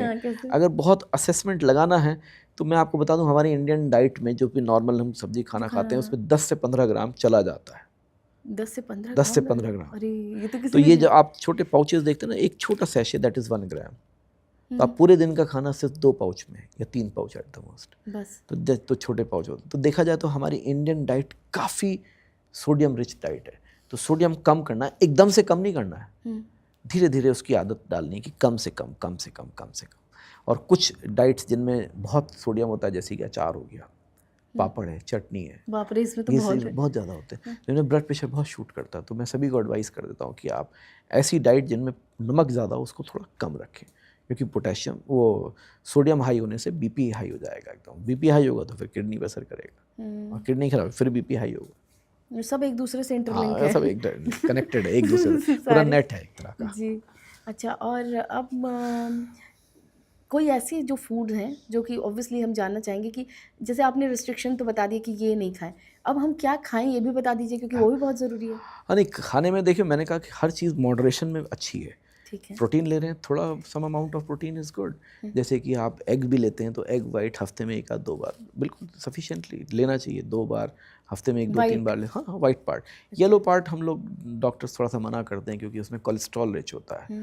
जो लोग माल नरिश्ड हैं, जिनकी बहुत ही कमज़ोर हैं, वो तो ले लें, उनको फ़र्क नहीं पड़ेगा। लेकिन जो नॉर्मल अर्बन लाइफस्टाइल में माल नरिश्ड देखने को नहीं मिलते, ज़्यादातर ओबीज ही देखने को मिलते बिल्कुल हैं। नहीं मिलते। तो हम मना कर देते हैं कि आप अवॉइड करिए कोलेस्ट्रॉल रिच। तो yellow part is this is yolk is rich in cholesterol, उसको हम मना करते हैं। हम अच्छा। कोशिश करते हैं एग वाइट खाएं। प्रोटीन कुछ क्वांटिटी में ज़रूरी भी है, ऐसा नहीं कि प्रोटीन रेस्ट्रिक्शन का मतलब कई बार लोग तो हमने तो दालें खाना बंद कर दिया। नहीं नहीं, ऐसा मैंने नहीं कहा। क्योंकि दाल दालों ये में रिच तो प्रोटीन। डॉक्टर साहब ये बात मैं आपसे हाँ ज़रूर बोलना चाहूँगी, क्योंकि जब भी ऐसा होता है कि किडनी के पेशेंट होते हैं या किडनी से रिलेटेड प्रॉब्लम होती है, सबसे पहले ये कहते हैं कि दालें जो है वो बंद करना चाहिए। दालें प्रोटीन में रिच होती है, पर इसका मतलब ये नहीं कि मैंने प्रोटीन कम करने को कहा, ये नहीं कहा बंद कर दें। हमारे इंडियन डाइट में प्रोटीन वैसे ही बहुत कम है, बहुत कम और है। वेजिटेरियन डाइट में तो बहुत ही कम है। बिल्कुल भी नहीं है तो ये एक जो तरीके प्रोटीन रेस्ट्रिक्शन का कंसेप्ट है, ये ज़्यादा वेस्टर्नर डाइट में ज़्यादा एप्लीकेबल है, जहाँ पे दिन में 2 या 3 बार नॉनवेज खाया जाता है, जहाँ पे नॉन प्रोटीन वेज के लिए। इंडियन डाइट को देखा जाए तो इंडियन डाइट में प्रोटीन कम होता है, बहुत ज़्यादा नहीं होता। प्रोटीन रेस्ट्रिक्शन करना होता है, बंद नहीं करना है। मान लीजिए आप 1-1.5 कटोरी आराम से ले सकते हैं दाल, और हर प्रकार की दाल, छिलके वाली, बिना छिलके, सब ले सकते हैं, कोई खास प्रॉब्लम नहीं है। एग वाइट भी ले सकते हैं, नॉनवेज भी हफ्ते 2 हफ्ते में 1 आध बार ले सकते हैं। ऐसा नहीं कि बिल्कुल बंद करना है, कम करना है। नमक भी मैंने ये नहीं कहा, बहुत से लोग कहते हैं मैंने तो नमक खाना बंद कर, आई कांट ईट फूड, मैं तो खा नहीं खाता, टेस्ट ही नहीं आ रहा। तो मैंने ऐसा नहीं कहा कि आप बिल्कुल नमक बंद कर, मैंने कहा कि नमक कम करना है, और भी धीरे धीरे ग्रेजुअली। तो हर चीज़ मॉडरेशन में। पोटेशियम बंद करना, ये थोड़ी कि फल ही नहीं खाना, फल में एंटीऑक्सीडेंट्स हैं, विटामिन हैं। मैंने ये कहा कि फलों के जूस नहीं लेने, क्योंकि एक गिलास में 2 या 3 संतरों का जूस आ जाएगा, जबकि आप एट द मोस्ट 1 या आधा संतरा खाएंगे, एक संतरा खाएंगे एट द मोस्ट। तो उसमें दोनों में बड़ा फ़र्क आता है कि हर चीज़ खानी है, लेकिन मॉडरेशन में। नमक भी कम, फैट रेस्ट्रिक्शन का मतलब ये नहीं कि आप बिल्कुल घी तेल बंद कर दें, ऐसा नहीं। उसमें लिपिड्स की भी ज़रूरत है हमारे शरीर को, कम क्वांटिटी में। ये नहीं कि आप तला भुना बहुत खा रहे हैं, बहुत ज़्यादा फ्राइड फूड खा रहे हैं, जंक फूड खा रहे हैं, उसमें ट्रांस फैट है, वो और भी हार्मफुल होता है। तो ये मना है, मॉडरेशन में हर चीज़ लेनी है, लेकिन सब कुछ संतुलित वे में। आहार संतुलित होना है, बैलेंस डाइट बोलते हैं। अच्छा, ये जैसे भी आप फ्रूट्स की बात बता रहे थे, तो फ्रूट्स में हम क्या क्या फ्रूट्स ले सकते हैं फ्रूट जनरली मॉडरेशन में? हाँ, क्या क्या ले moderation, सकते हैं? आप सेब, पपीता, ये सब ले सकते हैं। अमरूद है, जामुन है, और केला भी थोड़ा ले सकते हैं, ऐसी कोई प्रॉब्लम नहीं है। फलों के जूस अवॉइड करने होते हैं। सिट्रस फ्रूट्स जैसे मौसमी, नारंगी, संतरा, ये सब थोड़े से अवॉइड करते हैं। नींबू वगैरह, इनमें भी थोड़ा सा पोटेशियम ज़्यादा होता है, अच्छा। इन्हें अवॉइड करना होता है। बाकी सारे फल ले सकते हैं। हाँ, कोई इंसान डायबिटिक है तो डेफिनेटली आम अवॉइड करेंगे, केला हाँ, केला अवॉइड करेंगे, चीकू अवॉइड करेंगे डायबिटीज़ के पॉइंट ऑफ व्यू से। और जो लोग जैसे काफ़ी सारे पेशेंट्स को इच्छा बहुत होती है फ्रूट्स खाने की, तो लोग डायलिसिस पे होते हैं, तो हम ये भी एडवाइस करते हैं कि जब आप डायलिसिस पे आ रहे हैं तो आप फ्रूट ले आइए अपने साथ में, या फ्रूट खा के आइए, क्योंकि डायलिसिस में सब सफाई हो जाएगी। थोड़ा बहुत पोटेशियम अगर इकट्ठा भी हो तो निकल जाएगा डायलिसिस दौरान में। अच्छा। तो फ्रूट जो 2-3 कैटेगरी हो गई पेशेंट्स की, एक जिनको किडनी की बीमारी हुई नहीं, उनको क्या ध्यान रखना चाहिए, एक जिनको हो गई है लेकिन अभी डायलिसिस पे नहीं आए हैं, और तीसरे वो जो डायलिसिस पे आ चुके हैं। तो तीनों की डाइट का पैटर्न एकदम अलग चलता है। जिनको हुई नहीं है उनको सिंपल प्रिकॉशनरी लेना है, जिनको हो गए डायलिसिस पे नहीं आए उनको प्रोटीन रेस्ट्रिक्शन करना है, लेकिन जो डायलिसिस पे आ गए उनको हम कहते हैं आप ज़्यादा से ज़्यादा प्रोटीन खाइए। अच्छा, यू टेक मोर, क्योंकि थोड़ा प्रोटीन लॉस हो जाता है डायलिसिस में। अच्छा। टॉक्सिन्स तो निकल ही रहे, साथ साथ में थोड़ा प्रोटीन भी निकल जाता तो है। आप उनको प्रोटीन देते हैं? हाँ, तो अगर बेसिकली अगर आप स्टेजेस पे जाएं, स्टेज 1, 2, 3, वो तो मेडिकल डॉक्टर्स के लिए ज़्यादा इंपॉर्टेंट है। आपके लिए तो मेन समझने वाली बात है कि आपको किडनी की बीमारी नहीं है, आपको किडनी की बीमारी है लेकिन आप डायलिसिस पे नहीं है, और आपको किडनी की बीमारी और आप डायलिसिस पे। आम इंसान को तो इतना ही समझना ये है। 3 कैटेगरी है, आप डायलिसिस पे हैं और डायलिसिस पे नहीं है, या आपको किडनी की बीमारी है ही नहीं। तो तीनों की डाइटरी पैटर्न अलग होते हैं, और स्पेसिफिक डाइटिशियंस भी होते हैं, प्रोफेशनल डाइटिशियंस, वो आपको सब चीज़ें समझाते भी हैं, या नेफ्रोलॉजिस्ट भी आपको बता सकते हैं कि क्या खाएं क्या ना खाएं। अच्छा, अब एक और सवाल है जो मेरे मन में है। मैंने ये जो है सवाल यूरोलॉजिस्ट से भी पूछा है, तो आप नेफ्रो हैं तो उनसे भी पूछना ज़रूरी है। जो ये किडनी की जो बीमारियां होती हैं, जो किडनी से रिलेटेड कौन कौन सी बीमारियां होती हैं जिसके लिए हमें जाना चाहिए नेफ्रो के पास, और कौन कौन सी बीमारियां होती हैं जिसके लिए हमें जाना चाहिए यूरोलॉजिस्ट के पास? ओवरलैप करते हैं काफ़ी सारे केसेस, है ना? बट यूरोलॉजिस्ट बेसिकली आपको समझना है वो सर्जन होते हैं, अच्छा। और नेफ्रोलॉजिस्ट फिजिशियन होते हैं।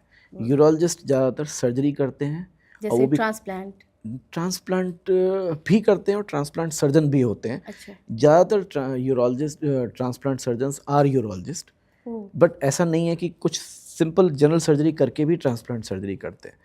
तो यूरोलॉजिस्ट सर्जन है और नेफ्रोलॉजिस्ट फिजिशियन है। तो जहाँ ऑपरेशन का नाम आता है तो वहाँ यूरोलॉजिस्ट का रोल आता है। ठीक जैसे स्टोन फंस गया है, रास्ते को खोलना है, तो वो यूरोलॉजिस्ट का रोल आता है। हाँ, जहाँ किडनी कम काम कर रही है, किडनी का फंक्शन स्लो है, क्रेटिनिन बढ़ गया, तो वहाँ नेफ्रोलॉजिस्ट का रोल ज़्यादा जी। आता है। तो जब आप सर्जन के विषय में सोचें तो यूरोलॉजिस्ट, अब जब सर्जरी के बारे में नहीं है तो नेफ्रोलॉजिस्ट का रोल ज़्यादा आता जी। अब एक और जो अभी आपने डाइट भी बताया चीज़ें, सो अब मैं जानना चाहूँगी कि एक तो ये है कि अच्छा, मैं दूध दही एंड ऑल पे ये सब में पूछना चाहूँगी कि क्या ये सब चीज़ें दी जा सकती हैं? हाँ, दूध दही दे सकते हैं, बट थोड़ा-सा जो किडनी के पेशेंट्स बन चुके हैं उनमें फ़ॉस्फ़ोरस का थोड़ा इशू होता है। डेयरी प्रोडक्ट्स में अच्छा। फ़ॉस्फ़ोरस थोड़ा-सा हाई होता है, बट नॉट बहुत ज़्यादा हाई भी नहीं होता है। हुँ। हाँ, ज़्यादा फ़ॉस्फ़ोरस हाई मिलता है कार्बोनेटेड ड्रिंक्स में, जो आपके कोल्ड ड्रिंक्स होते हैं। अच्छा। वो थोड़ा फ़ॉस्फ़ोरस रिच होते हैं, वो हम अवॉइड करने को कहते हैं। ठीक है। डेयरी प्रोडक्ट्स ले सकते हैं। जो डायलिसिस वाले पेशेंट हैं या जो डायलिसिस में नहीं आए, मैंने आपको शुरू में बताया था उनका यूरिन कम बनता है, सूजन तो हम इन लोगों को थोड़ा वाटर रेस्ट्रिक्शन, फ्लूइड रेस्ट्रिक्शन भी बता के रखते हैं, क्योंकि थोड़ा-सा वो पानी ज़्यादा ले लेंगे तो सूजन आ जाएगी। डायलिसिस वाले पेशेंट में सूजन आ गई, चलो पैरों तक सूजन ठीक है, लेकिन वो लंग्स में चलेगी तो एकदम से अर्जेंट डायलिसिस ज़रूरत पड़ जाती है। तो हम दूध के पदार्थों में प्रोटीन अगर देना है, दूध का जो मेन प्रोटीन होता है दैट इज़ केज़ीन, तो वो हम पनीर में बहुत अच्छा होता है, तो हम रिकमेंड करते हैं कि आप पनीर लें। अच्छा, पनीर लें। हाँ, पनीर खा लें रादर देन कि दूध पीने की। दूध में आपका फ्लूइड भी लिक्विड चला जाएगा, ओके। तो इट इज़ बेटर कि वो पनीर के फॉर्म में ले लें, अगर फ्लूइड रेस्ट्रिक्शन रखना है, पानी को कम रखना है तो।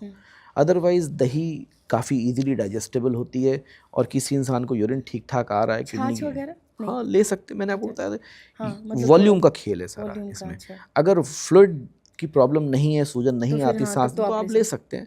अदरवाइज़ आपको दूध के सारे तत्व, पनीर वगैरह जैसी चीज़ों में आते हैं, वो लेना चाहिए। ठीक है। अच्छा, अभी एक और मेरे मन में सवाल है जो मैं पूछूंगी। उसके पहले मुझे ये बताइएगा ज़रा, पानी को लेकर बड़ा वो है, एक हाँ। भ्रम है कि मतलब किडनी की प्रॉब्लम हो या ना हो, क्योंकि मैं अभी एक इंटरव्यू देख रही थी किसी का, मैं एक पॉडकास्ट देख रही थी, तो उसमें ये था कि कुछ लोगों को सब कुछ नॉर्मल था और वो पानी ज़्यादा पीने की वजह से उनको प्रॉब्लम हो गई। तो आजकल ये चल रहा है कि आपको 4 से 5 लीटर पानी पीना चाहिए। लोग उसी पे लगे हुए हैं कि अरे मेरा पानी इंटेक जो है वो कितना हुआ। तो मुझे एकदम उन लोगों के लिए बताइएगा, बिल्कुल एकदम एक आँखें खोल देने वाली बात बताइएगा कि हमें कितना पानी पीना चाहिए जिससे हमारा ओवरऑल हेल्थ ठीक रहे। ज़रूरी नहीं कि अब किडनी वाले लोगों को क्या कितना पीना चाहिए तो आप बताएंगे ही, लेकिन नॉर्मल कितना पानी जो है वो हमारी किडनी के लिए सही है। किडनी का सबसे महत्वपूर्ण काम होता है हमारे शरीर के एक्सेस पानी को निकालना। ठीक है। एक्सेस, मेरी बात का ध्यान दीजिएगा कि जो ज़्यादा पानी है, जो ज़रूरी है वो पानी नहीं निकालना। किडनी की 90% बीमारियों में पानी इकट्ठा होने लगता है, फिल्ट्रेशन कम हो जाती है।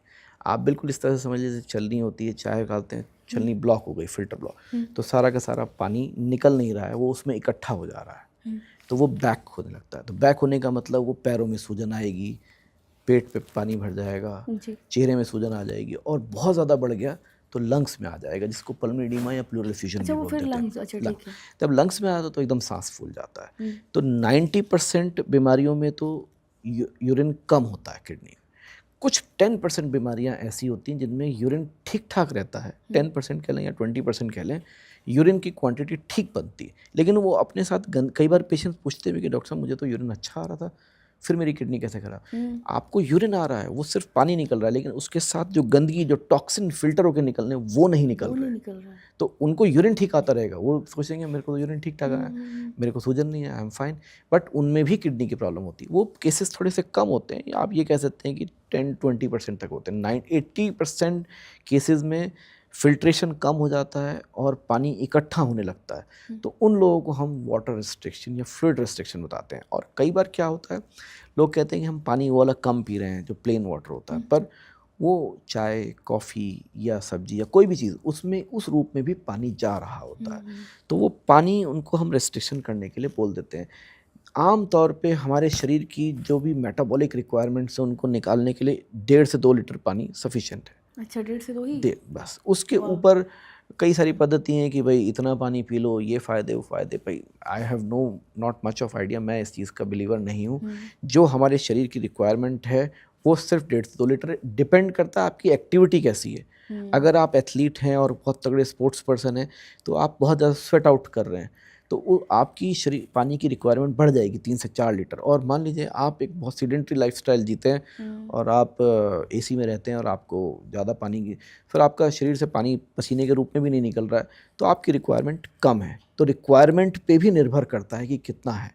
कोई इंसान बहुत ही गर्मी वाले इलाके में रह रहा है जिसमें कि क्या कहते हैं पसीना बहुत आ रहा है तो उनकी पानी की रिक्वायरमेंट बढ़ जाती है तो वो 2 लीटर से बढ़ के 3 लीटर 4 लीटर भी हो सकती है। और जो लोग बहुत ही ठंडे इलाके में रह रहे हैं जैसे कि आप ये देख लीजिए पहाड़ी इलाके में रह रहे हैं या किसी और कई बार हम देखते हैं सर्दियों में भी हमारी पानी की रिक्वायरमेंट कम हो जाती है क्योंकि हमें बहुत ज़्यादा स्वेट नहीं निकलता है तो पानी का लॉस नहीं होता।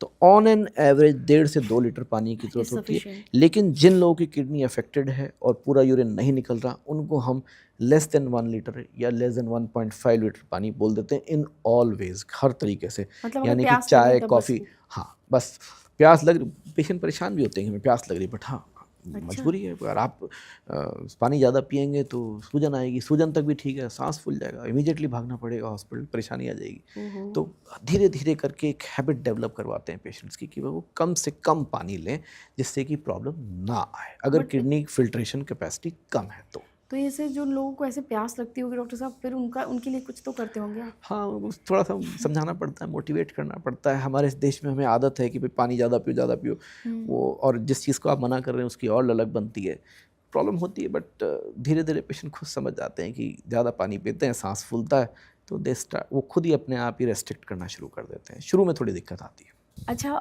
जैसे कि अभी आपने बताया कि हमने खाने पीने की भी बात कर ली कि पानी की भी बात कर ली जो कि सबसे ज़्यादा इम्पॉर्टेंट है। अब मैं जानना चाहूँगी एक्सरसाइज कौन कौन से हर जगह हर बॉडी के हर पार्ट के लिए एक्सरसाइज बहुत ज़रूरी है। ओवरऑल बॉडी के लिए हम एक्सरसाइज करते ही हैं बट किडनी के लिए हम क्या क्या एक्सरसाइज कर सकते हैं जो कि हमारे लिए अच्छा है ओवरऑल बॉडी के लिए भी एंड किडनी के लिए भी? ये बात आपने सही कही कि एक्सरसाइज का बहुत बड़ा रोल है। जी मैं आपको बिल्कुल क्लियर करूँगा कि किडनी के लिए एज सच कोई एक्सरसाइज नहीं है। ठीक है। जनरल एक्सरसाइजेज जो हमें करनी है वही हमारी किडनी की सेहत को अच्छा रखती हैं। एक्सरसाइज में भी 2 तरह की होती हैं, एक तो होती है एरोबिक एक्सरसाइजेस जिसको हम कार्डियक वर्कआउट बोलते हैं और दूसरी होती है स्ट्रेंथ ट्रेनिंग, रेजिस्टेंट ट्रेनिंग। तो अगर किडनी पॉइंट ऑफ व्यू से देखा जाए, ऑर्गन के पॉइंट ऑफ व्यू से देखा जाए तो कार्डियक वर्कआउट या एरोबिक एक्सरसाइज ज़्यादा अच्छी होती है। अच्छा। उसमें क्या होता है कि हार्ट की पंपिंग इंप्रूव करती है, शरीर का कोलेस्ट्रॉल कम हो जाता है, शरीर का कार्बोहाइड्रेट कम हो जाता है, तो ब्लड का फ्लो अच्छा हो जाता है, तो सारे ऑर्गन्स को ब्लड फ्लो अच्छा मिलता है। तो दीज एरोबिक एक्सरसाइजेज जिसे एरोबिक्स बोलते हैं, रनिंग हो गई, साइकिलिंग हो गई, ये सब अच्छी एक्सरसाइज है। हाँ, जो वेट ट्रेनिंग होती है जिसमें कि मसल बिल्डअप की जाती है वो भी ख़राब नहीं है। बट अगर आप बहुत ही स्पेसिफिकली पूछना चाहें कि किडनी के लिए कौन सी अच्छी एक्सरसाइज है तो मैं आपको स्पेसिफाई करूँगा कि कार्डियक वर्कआउट या एरोबिक एक्सरसाइजेज वो सबसे ज़्यादा अच्छी होती हैं। उन्हीं से डायरेक्ट कोई बहुत डायरेक्ट लिंक तो है नहीं किडनी के लिए, लेकिन हाँ अगर आपके हार्ट की हेल्थ अच्छी है, आपको डायबिटीज़ नहीं हो रही, आपका ब्लड प्रेशर कंट्रोल्ड है, तो डेफिनेटली उसके बाद जो ऑर्गन है किडनी वो भी सुरक्षित ही रहेगा। और जिनको किडनी अफेक्टेड हो गई उनके लिए हर तरह की एक्सरसाइज थोड़ी मोड़ी बताई जाती है कि जिससे कि बॉडी एक्टिव रहे। लिम्ब फिजियोथेरेपी हो गई, उनके बाद लिम्स की पैरों की फिजियोथेरेपी हो गई क्योंकि मसल्स वीक होने लगती हैं, सार्कोपीनिया बोलते हैं, मसल्स कमज़ोर हो जाती हैं, कैल्शियम वगैरह लॉस होता है। हाँ, बोन्स भी वीक होने लगती हैं, कैल्शियम मिनरल्स का भी ध्यान रखना पड़ता है। तो इन लोगों को थोड़ी लिम्स की फिजियोथेरेपी एडवाइस की जाती है। चेस्ट की प्रॉब्लम इन लोगों में बार बार आती है तो चेस्ट की एक्सरसाइजें बोली जाती हैं जैसे कि ब्रीदिंग एक्सरसाइज हो गई, स्पायरोमेट्रिक एक्सरसाइजेज हो गई या सिंपल लोम विलोम जिसे कहते हैं योगा में, वो कर सकते हैं। तो ये बेसिक सिंपल एक्सरसाइजेज ही किडनी के पेशेंट्स के लिए इम्पॉर्टेंट है। हाँ, अगर बॉडी बिल्डिंग करनी है जैसे मसल्स वगैरह करनी है उसका बेनिफिट एज सच किडनी पे नहीं है, बट हाँ you can have a well sculpted body, उसमें कोई नुकसान नहीं है। अच्छा, मतलब ब्रीदिंग एक्सरसाइजेज इंपॉर्टेंट है, कार्डियो अच्छा हो गया। हाँ, और muscle building is good but it is not essential, उसकी ज़रूरत नहीं कि उसके बगैर काम नहीं चलेगा। जी। अच्छा, आपने एक्सरसाइज का बताया। अब एक मेरे दिमाग में एक और सवाल है जो कि मैं बीच में पूछना चाह रही थी बट दिमाग से अभी हट गया था। सो अभी मैं जानना चाह रही थी, एक यूरिक एसिड है, यूरिक एसिड से रिलेटेड भी लोगों में बहुत सारी प्रॉब्लम होती है। तो क्या पहली बात बताइएगा कि यूरिक एसिड क्या होता है, और यूरिक एसिड जब बढ़ता है तो क्या वो किडनी के मतलब बिगड़ने की शुरुआत होती है? हाँ, ये भी एक अच्छा पॉइंट है। यूरिक एसिड के आजकल बहुत सारे टेस्ट भी होने लगे। केएफटी के अंदर भी यूरिक एसिड आता है, मैंने आपको बताया था। हाँ जी। यूरिक एसिड नॉर्मली 6 से 7 मिलीग्राम तक का, यूँ कह सकते हैं 5 से 7 मिलीग्राम पर डेसीलीटर पैरों तक। में दर्द भी बहुत होता है। हाँ, 5 से 7 मिलीग्राम पर डेसीलीटर तक नॉर्मली ब्लड के अंदर यूरिक एसिड पाया जाता है। ठीक है। यूरिक एसिड एक ऐसा तत्व है जो कि किडनी के द्वारा एक्सक्रीट होता है। हाइपर यूरिसीमिया बोलते हैं जब यूरिक एसिड बढ़ जाता है। यूरिक एसिड बढ़ने के कई सारे कारण हैं, जिसमें डाइटरी पैटर्न का भी बड़ा रोल है, अल्कोहल का बहुत बड़ा रोल है। अल्कोहल से बहुत बढ़ता है, रेड मीट से यूरिक एसिड काफ़ी बढ़ता है। जिन लोगों को डायबिटीज़ या ब्लड प्रेशर, उनमें भी यूरिक एसिड बढ़ जाता है। यूरिक एसिड अगर बढ़ा रहेगा तो वो ब्लड के अंदर कई सारे और बीमारियों को उत्पन्न करता है। डायबिटीज़ को बढ़ाएगा, ब्लड प्रेशर को बढ़ाएगा, किडनी को भी डायरेक्टली नुकसान कर देगा। फेलियर भी हो सकता है? फेलियर भी हो सकता है, बहुत ज़्यादा नहीं, लेकिन हाँ, इट कैन डेफिनेटली, वो थोड़ा नुकसान देता है। तो यूरिक एसिड को कम करना भी ज़रूरी होता है कि यूरिक एसिड कंट्रोल में रहना चाहिए। जी। यूरिक एसिड से किडनी पर असर पड़ सकता है, और यूरिक एसिड के बढ़ने के बाद किडनी से भी यूरिक एसिड बढ़ने लगता है। अगर किडनी का फिल्ट्रेशन है तो यूरिक एसिड वैसे बढ़ने लगेगा। अच्छा। कहने का मतलब यूरिक एसिड बढ़ने से किडनी खराब हो रही है, और किडनी खराब होने से यूरिक एसिड बढ़ता है। तो ये डायरेक्ट लिंक है। दूसरी बात, यूरिक एसिड ना बढ़े उसके लिए अल्कोहल वगैरह अवॉइड करें। प्यूरिन रिच डाइट होती है, जिसमें कि नॉनवेज डाइट होती है, उनको थोड़ा कम करना होता है। अच्छा। यूरिक एसिड सिर्फ किडनी को उसमें नुकसान भी नहीं। प्रोटीन मना करते हैं? हाँ, प्रोटीन से ही प्यूरिन बनता है वो बेसिकली। प्यूरिन, अच्छा, बेसिकली। हाँ, वो purine is next product of proteinaceous diet का ही प्रोडक्ट होता है। उसी से यूरिक एसिड भी एक प्रकार का, ये बेसिकली मेटाबॉलिक प्रोडक्ट्स हैं। मतलब हमारी बॉडी उनको मेटाबोलाइज करके, ये एंड प्रोडक्ट्स होते हैं कि यूरिक एसिड बन गया, यूरिया बन गया, क्रेटिनिन बन गया, और इन सबको ब्लड से निकलना है। ये पूरी तरह से ज़ीरो नहीं होते, कुछ अमाउंट ब्लड में रहता है। अच्छा। बट एक सर्टेन नॉर्मल रेंज की कैटेगरी बना रखी है। हर इंसान की जो बॉडी चल रही है उसमें इतना यूरिक एसिड तो एक्सेप्टेबल है, उसके बाद जा रहा है तो वो नुकसान तो देता नुकसान है। ओके। है। तो अब यूरिक एसिड सिर्फ किडनी को ही नुकसान नहीं करता, वो जोड़ों में भी चला जाता है। इसे कहते हैं गाउटी आर्थराइटिस। तो यूरिक एसिड बहुत जो कॉमनली आता है, जो पैर का जो अंगूठा होता है, उसका जो जॉइंट होता है, उसमें सूजन आ जाती है। तो किसी इंसान को वहाँ पे जॉइंट में सूजन आ रही है तो यूरिक एसिड बढ़ सकता है। एड़ी में सूजन आ रही है, जोड़ों में दर्द आ रहा है, तो यूरिक एसिड बढ़ सकता है। हाइपर गाउटी आर्थराइटिस बोलते हैं। ज़रूरी नहीं कि किडनी के पेशेंट में हो, बट हाँ, इसका लिंक है यूरिक एसिड का। कुछ लोगों में यूरिक एसिड बढ़ जाता है पर किडनी फंक्शन बिल्कुल नॉर्मल रहता है। अच्छा। और कुछ लोगों में किडनी फंक्शन खराब होने के बाद यूरिक एसिड भी बढ़ा होता है। तो हर केस में हाइपर यूरिसीमिया में ज़रूरी नहीं कि किडनी खराब हो, लेकिन किडनी खराब होने के केसेस में यूरिक एसिड बढ़ सकता है। तो ऐसी डाइट को ध्यान रखना होता है जो यूरिक एसिड ना बढ़ाए।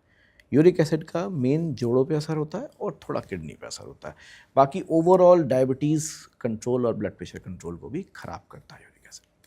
तो यूरिक एसिड मतलब क्या क्या चीज़ें हमें अवॉइड करनी चाहिए? तो अल्कोहल और हाँ, अल्कोहल हो गया और प्यूरिन रिच डाइट होती है। बस यही 2 चीज़? हाँ, ये सब 2 चीज़ें अवॉइड करनी और होती हैं। दालें वगैरह? दालों, स्प्राउट्स भी ऐसे हैं, थोड़ा सा अवॉइड करने होते हैं। अच्छा। तो वो चीज़ें थोड़ी अवॉइड करनी होती है, जैसे यूरिक एसिड ज़्यादा बनता है बॉडी के अंदर, तो जो उसके कि लिए किडनी उसे फिल्टर नहीं कर पा रही है। तो कोई व्यक्ति अगर आपके पास आता है जिसका यूरिक एसिड बढ़ा हो, तो आप उनको दवाइयाँ वगैरह हाँ, प्रॉपर देते बिल्कुल हैं? दवाइयाँ मेडिकेशन होती हैं, प्रॉपर होता है? बिल्कुल देते हैं, अच्छा, ओके। और ठीक हो जाता है। ठीक हो जाता है, ओके। ठीक है, अब मुझे ये बताइएगा, एक तो जो एक्सरसाइज वाले में एक पॉइंट मेरा और रह गया था, जो डायलिसिस वाले लोग होते हैं, क्या वो लोग भी एक्सरसाइज अच्छे से कर सकते हैं? हाँ, कर सकते हैं, मॉडरेट एक्सरसाइजेस कर सकते हैं, ब्रिस्क वॉक कर सकते हैं हफ्ते में। अच्छा। हर पूरे हफ्ते में 150 मिनट की एक्सरसाइज कर सकते हैं। बहुत स्ट्रेनियस एक्सरसाइज जैसे कहते हैं, हैवी वर्कआउट मना ही करते हैं हम लोग, लेकिन मॉडरेट एक्सरसाइज तो करनी चाहिए बॉडी की एक्टिविटी के लिए। डायलिसिस वालों को भी? बोन्स के लिए भी अच्छा है और मसल्स के लिए भी अच्छा है। अच्छा, बिल्कुल करनी चाहिए। ओके। सो अभी हम कुछ मिथ्स एंड उसके जो देखेंगे कि क्या ये मिथ है या फैक्ट है। तो एक बोला जाता है, मिथ है या फैक्ट है, वो आप बताएंगे। भुट्टे के बाल या फिर धनिया के पानी पीने से किडनी की जो बीमारी है वो ठीक हो जाती है? मैं इस पर कोई कमेंट नहीं करूँगा। ये तरह तरह के मिथ्स हैं। हाँ, तो मिथ्स है। मैं इन चीज़ों में बिलीव नहीं रखता। एंड बियर पीने से किडनी की पत्थरी जो है वो निकल जाती बिल्कुल, है? ये सब बेकार की बातें हैं, मिथ्स हैं, इनका कोई लिंक नहीं है। उस बियर पीने से थोड़ा यूरिन ज़्यादा आता है, बस दैट्स इट। सभी जो हर्बल सप्लीमेंट्स होते हैं या आयुर्वेदिक दवाइयाँ किडनी के लिए अच्छी होती हैं? नहीं, मैं बिल्कुल भी रिकमेंड नहीं करता हूँ, जी। क्योंकि कुछ दवाइयों के कंपोजिशन के बारे में हमें पता ही नहीं पता है। ही नहीं है। आयुर्वेद के एक्सपर्ट्स इस बात का बुरा भी मान सकते हैं, पर हम जितना बट हाँ, हमें इतनी obviously नॉलेज है कि भाई हैवी मेटल्स नहीं जाना नहीं चाहिए। जाना चाहिए। इनकी दवाइयों के कंपोनेंट्स पे कितनी रिसर्च हुई है, कितनी स्टडी हुई, कहना बहुत जी, मुश्किल है। जी। मैं बिल्कुल रिकमेंड नहीं करता हूँ सरकारी। आयुर्वेद में भी बहुत हैवी मेटल्स बहुत बहुत यूज़ सारी होते हैं, दवाइयों में बहुत यूज़ पड़ते होते हैं। हैं ना, वो हैवी मेटल्स काफ़ी नुकसानदेह होते काफ़ी हैं। नुकसानदेह होते अब हैं। ये बड़ा डिबेटेबल और कंट्रोवर्शियल हाँ, टॉपिक है। वो कहेंगे कि नहीं आपकी दवाइयाँ गलत, हम कहेंगे हमारी दवाइयाँ गलत, आपकी दवाइयाँ गलत हैं। बट जितना मैं नॉलेज रखता हूँ, हैवी मेटल्स काफ़ी नुकसानदेह होते हैं, और कोई भी दवाई जिसके बारे में स्टडी नहीं हो रखी या कोई भी कंपाउंड, तो उसको हम लोग रिकमेंड नहीं करते हैं। टोटल अगर और आपकी इनकी किडनी रिसर्च के बारे में कहना कि भाई ये कंपाउंड्स पे कितनी रिसर्च हुई, कहना बड़ा कहना मुश्किल है। मुश्किल है जी। किडनी फेलियर होने पर सभी फल और सब्जियां खाना बंद कर देते हैं? नहीं, ऐसा नहीं है। मैंने आपको बताया जी। कुछ फल बंद करने, फलों के जूस नहीं लेने, बाकी फल खाएं, ऐसी कोई प्रॉब्लम नहीं है। क्या सिर्फ प्रोटीन कम कर देने से किडनी फेलियर रुक जाता है? नहीं, ऐसा नहीं है। ये एक मिथ है। प्रोटीन का रेस्ट्रिक्शन करना है जिससे कि किडनी की बीमारी तेज़ी से और ना बढ़े। ना पड़े। ओके, प्रोटीन बंद कर देने से ऐसा नहीं कि किडनी की बीमारी ठीक हो जाए, ये गलत मिथ है। ठीक है। क्या ये सच है कि एक बार डायलिसिस शुरू की जाए तो ये कभी बंद नहीं होता? नहीं, मैंने आपको बताया एक्यूट जी। किडनी इंजरी जो टेम्परेरी तो शटडाउन ये है, मिथ उसमें ही है। 2 या 3 डायलिसिस दवा की ज़रूरत ही नहीं पड़ती है। जी। क्या क्रेटिनिन का बढ़ना हमेशा किडनी फेलियर का संकेत होता है? कह सकते हैं काफ़ी हद तक क्रेटिनिन का बढ़ना किडनी फेलियर को फैक्ट। संकेत करता है, चाहे वो एक्यूट हो चाहे क्रॉनिक हो। ओके। किडनी फेलियर होने पर शरीर में तेज़ दर्द होना ज़रूरी है? नहीं, ऐसा कुछ ज़रूरी नहीं है, लेकिन हाँ, कमज़ोरी आती है, वीकनेस आती है। दर्द से उसका कोई लिंक नहीं है। ओके। किडनी ट्रांसप्लांट ज़्यादा अच्छा है डायलिसिस से? अगर हम इसे बहुत ब्रॉडली देखें तो हाँ, अगर किसी को किडनी ट्रांसप्लांट होता है तो उसके जो बाकी बॉडी की एक्टिविटीज़ है वो ज़्यादा अच्छी आती हैं, क्योंकि डायलिसिस हम कितना ही अच्छा कर लें, सारी चीज़ें, सारे तत्व नहीं, वो फिल्ट्रेशन ही कुछ हो पाता है, लेकिन कुछ सिंथेसिस होता है, कुछ चीज़ें नहीं बनती हैं, वो नहीं बन सकती हैं। तो डेफिनेटली ट्रांसप्लांट एक बेहतर मोडेलिटी है, बट ट्रांसप्लांट की अपने भी कुछ कॉम्प्लिकेशंस हैं, जैसे कि इन्फेक्शन, रिजेक्शन, उसमें भी काफ़ी दिक्कत आती है। ओके। क्या जिनका ट्रांसप्लांट होता है वो नॉर्मल ज़िंदगी नहीं जी सकते? नहीं, ऐसा बिल्कुल नहीं है। They can live a normal life, they have to थोड़ा कॉशियस रहना होता है बस। किडनी डोनर जो है वो हमेशा हेल्थ इशू से जूझते हैं? नहीं, किडनी डोनर ज़्यादा अच्छे स्वस्थ रहते हैं, क्योंकि उन्हीं लोगों की किडनी ली जाती है जो स्वस्थ होते हैं। ओके। तो ये देखा जाता है कि उनके सारे पैरामीटर अच्छे हैं। ये बिल्कुल मिथ है, किडनी डोनर्स को कोई प्रॉब्लम नहीं होती।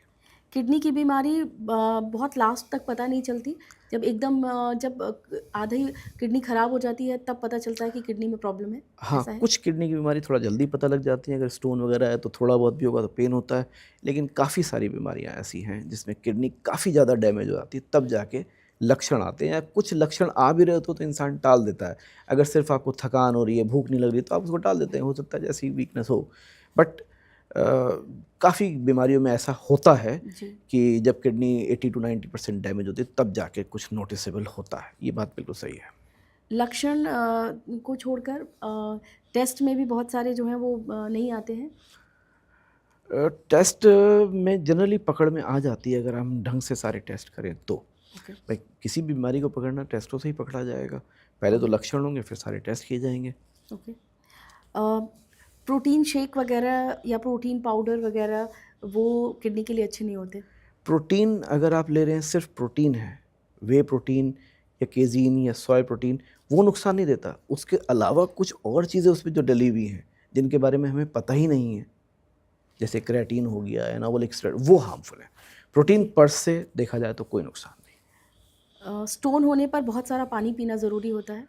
स्टोन होने से पानी पीने का ही फ़ायदा, तो स्टोन आगे निकल जाते हैं, ट्रैवल करते हैं, ओके। ये फ़ायदा होता है। और जो लोग ज़्यादा पानी पीते हैं उनमें स्टोन फॉर्मेशन कम होती है, जो लोग कम पीते हैं उनमें स्टोन फॉर्मेशन ज़्यादा होती है। तो पानी पीना अच्छा होता है, इसमें कोई डाउट नहीं है। ओके।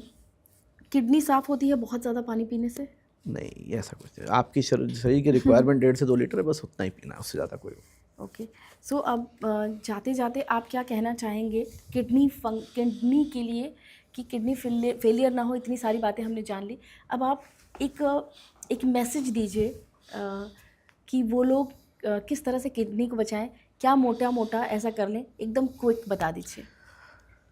मैं एक जनरल पब्लिक को यही कहना चाहूँगा कि किडनी की बीमारी से सबसे पहले बचने के लिए आपकी डाइट का बहुत बड़ा रोल है।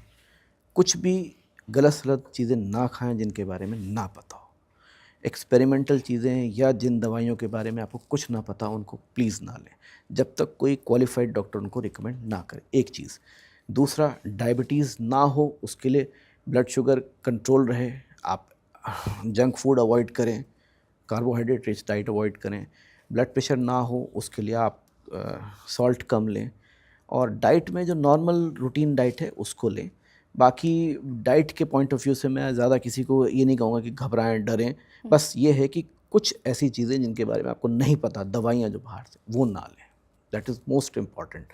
और अपनी रेगुलर एक्सरसाइज करें, ब्लड प्रेशर को ध्यान रखें, अगर हो सके तो बीच बीच में अगर आप सर्टेन एज ग्रुप में हैं, जैसे कि 40s प्लस में हैं, तो आप 6 महीने साल भर में एक आध बार अपना टेस्ट करवा सकते हैं, ये देखने के लिए कि सब कुछ नॉर्मल चल रहा है कि नहीं चल रहा है। एक जैसे साल ओल्ड में बॉडी, करा सकते हैं? एक बार एनुअल चेकअप होना चाहिए, जैसे कि कुछ बीमारी अगर शुरुआत में है भी तो उसको पकड़ लिया जाए, ठीक है, वो भी टाइम से कंट्रोल कर लिया सिंपल KFT। आई थिंक पूरा कराना चाहिए। CBC, KFT, LFT, urine routine, lipid profile, thyroid profile, ये सारे एक साल में एक बार होना चाहिए अगर अफोर्डेबिलिटी है तो। अच्छा, तो और एक चीज़ बता दीजिएगा, जो इंडियन डाइट है जैसे कि दाल चावल रोटी सब्जी, इसको बहुत पहले तो ये बोला जाता था बड़ा अच्छा है बड़ा अच्छा है, बट अब ये सबसे बड़ा दुश्मन माना जा रहा है, तो इस पर भी एक बता दीजिए कि मतलब क्या ऐसा नहीं, है क्या? इंडियन डाइट ख़राब नहीं है, ऐसा नहीं है कि ख़राब है, लेकिन आजकल रिफाइंड चीज़ें बहुत ज़्यादा आ रही हैं, जैसे कि मैदा हो गया, ये सब चीज़ें हाई ग्लाइसेमिक इंडेक्स होता है, इनको अवॉइड करना होता है। अदरवाइज़ इंडियन डाइट में कोई कमी नहीं है, इंडियन डाइट बिल्कुल अच्छी डाइट है, और आप नॉर्मल इंडियन डाइट खाइए। बस हाँ, घी को थोड़ा ज़्यादा, भाई घी थोड़ा ले सकते हैं, और आपकी फ़िज़िकल एक्टिविटी के अकॉर्डिंग आप लें, और रोटी चावल जो भी है मॉडरेशन में लें। आप जितनी कैलोरी बर्न कर रहे हैं उतनी कैलोरी लें। बस अगर आप एक्टिविटी नहीं कर रहे तो आप कम कैलोरी खाएंगे, और अगर आप रनिंग कर रहे हैं, जॉगिंग कर रहे हैं, तो आपको कैलोरी नेचुरली ज़्यादा खानी। डाइट में एज सच इंडियन डाइट में कोई कमी नहीं कोई है, कमी नहीं है। मैं नहीं कहूँगा। लेकिन हाँ, जो इंडियन डाइट को गलत तरीके से खा रहे हैं, आप दिन भर पराठे खा रहे हैं, दिन भर पूड़ियाँ खा रहे हैं, तो डेफिनेटली वो नुकसानदेह डेफिनेटली है। गलत है। कंट्रोल्ड वे में सब बढ़िया है। तो ये एक और चीज़ है जो गेहूँ को बड़ा ही ज़हर ज़हर बोला जाता है। नहीं, हमेशा जब देखिए तब वो अलग-अलग मतलब हार्ट के बिल्कुल लिए भी गलत है, प्रॉब्लम, बिल्कुल गलत। कैंसर बोला जाता ये है सिर्फ ये एक मिथ है ना? कैलोरी कॉन्शियस होना होता है बस, और कुछ नहीं है। बस अगर आपकी रिक्वायरमेंट कैलोरी की 2000 है और आप 3000 खा रहे हैं, तो डेफिनेटली वो जो कैलोरीज ज़्यादा ले रहे हैं, जो गेहूँ बेसिकली क्या है, कार्बोहाइड्रेट है, वो कैलोरीज के रूप में इकट्ठा हो रहा है। वो कैलोरीज आगे जाके कार्बोहाइड्रेट, वो फैट में बॉडी के अंदर फैट बना रही है, वही जा करके फिर डायबिटीज़ करेंगी। और फिर उसी से ही उसमें सब रोटी की किडनी कोई है। गलती नहीं, उसमें आपकी लैक ऑफ एक्टिविटी, आपकी लाइफस्टाइल की गलती है। अगर या आप मॉडरेशन की। हाँ, आप एक्टिविटी नहीं कर रहे हैं, अगर आप जॉगिंग नहीं कर रहे, रनिंग नहीं कर रहे, तो आपको 2 से 4 रोटी भी आपके लिए ज़्यादा है। और अगर सही आप बात खूब है। एक्टिविटी कर रहे हैं तो दैट्स नॉट अ प्रॉब्लम, कोई प्रॉब्लम है ही नहीं। जी। गेहूँ में कोई प्रॉब्लम नहीं है, बढ़िया अच्छी डाइट है, मैं बिल्कुल इसके खिलाफ हूँ कि कोई इसमें कोई कमी हो। तो मतलब ये है कि अच्छी लाइफ़स्टाइल, अच्छे खान-पान से किडनी फेलियर जैसी समस्या से हम आराम से बच सकते हैं और अपनी किडनी जो है वो हेल्दी रख सकते हैं। तो बहुत-बहुत धन्यवाद, आपने बहुत सारी बातें, आई थिंक हमने बहुत सारी बातें कर ली और जितने बहुत आपने सवाल पूछे मैंने वो कोशिश करी है कि जी, जी। ज़्यादा से ज़्यादा क्लैरिफाई हो जी, सके। अच्छे से हमने क्लैरिफ़ाई किया आपने। बहुत-बहुत धन्यवाद इतनी सारी जानकारी देने के लिए कि किडनी फेलियर ना हो और किडनी से रिलेटेड हम क्या लाइफ़स्टाइल फ़ॉलो कर सकते हैं। ये जो पॉडकास्ट है इसे बहुत सारा प्यार दीजिएगा। इसके शॉर्ट्स जो हैं वो भी हम अपलोड करेंगे इंस्टाग्राम एंड फेसबुक पर, उसको भी बहुत सारा लाइक कीजिएगा, शेयर कीजिएगा और हमारे चैनल गृहलक्ष्मी को सब्सक्राइब ज़रूर कीजिएगा, क्योंकि यहाँ पर आपको मिलते हैं एक से बढ़कर एक हेल्थ पॉडकास्ट। मिलेंगे अगली बार एक नई बीमारी और एक नए गेस्ट के साथ, समझेंगे सारी बात। तब तक के लिए bye bye and take care.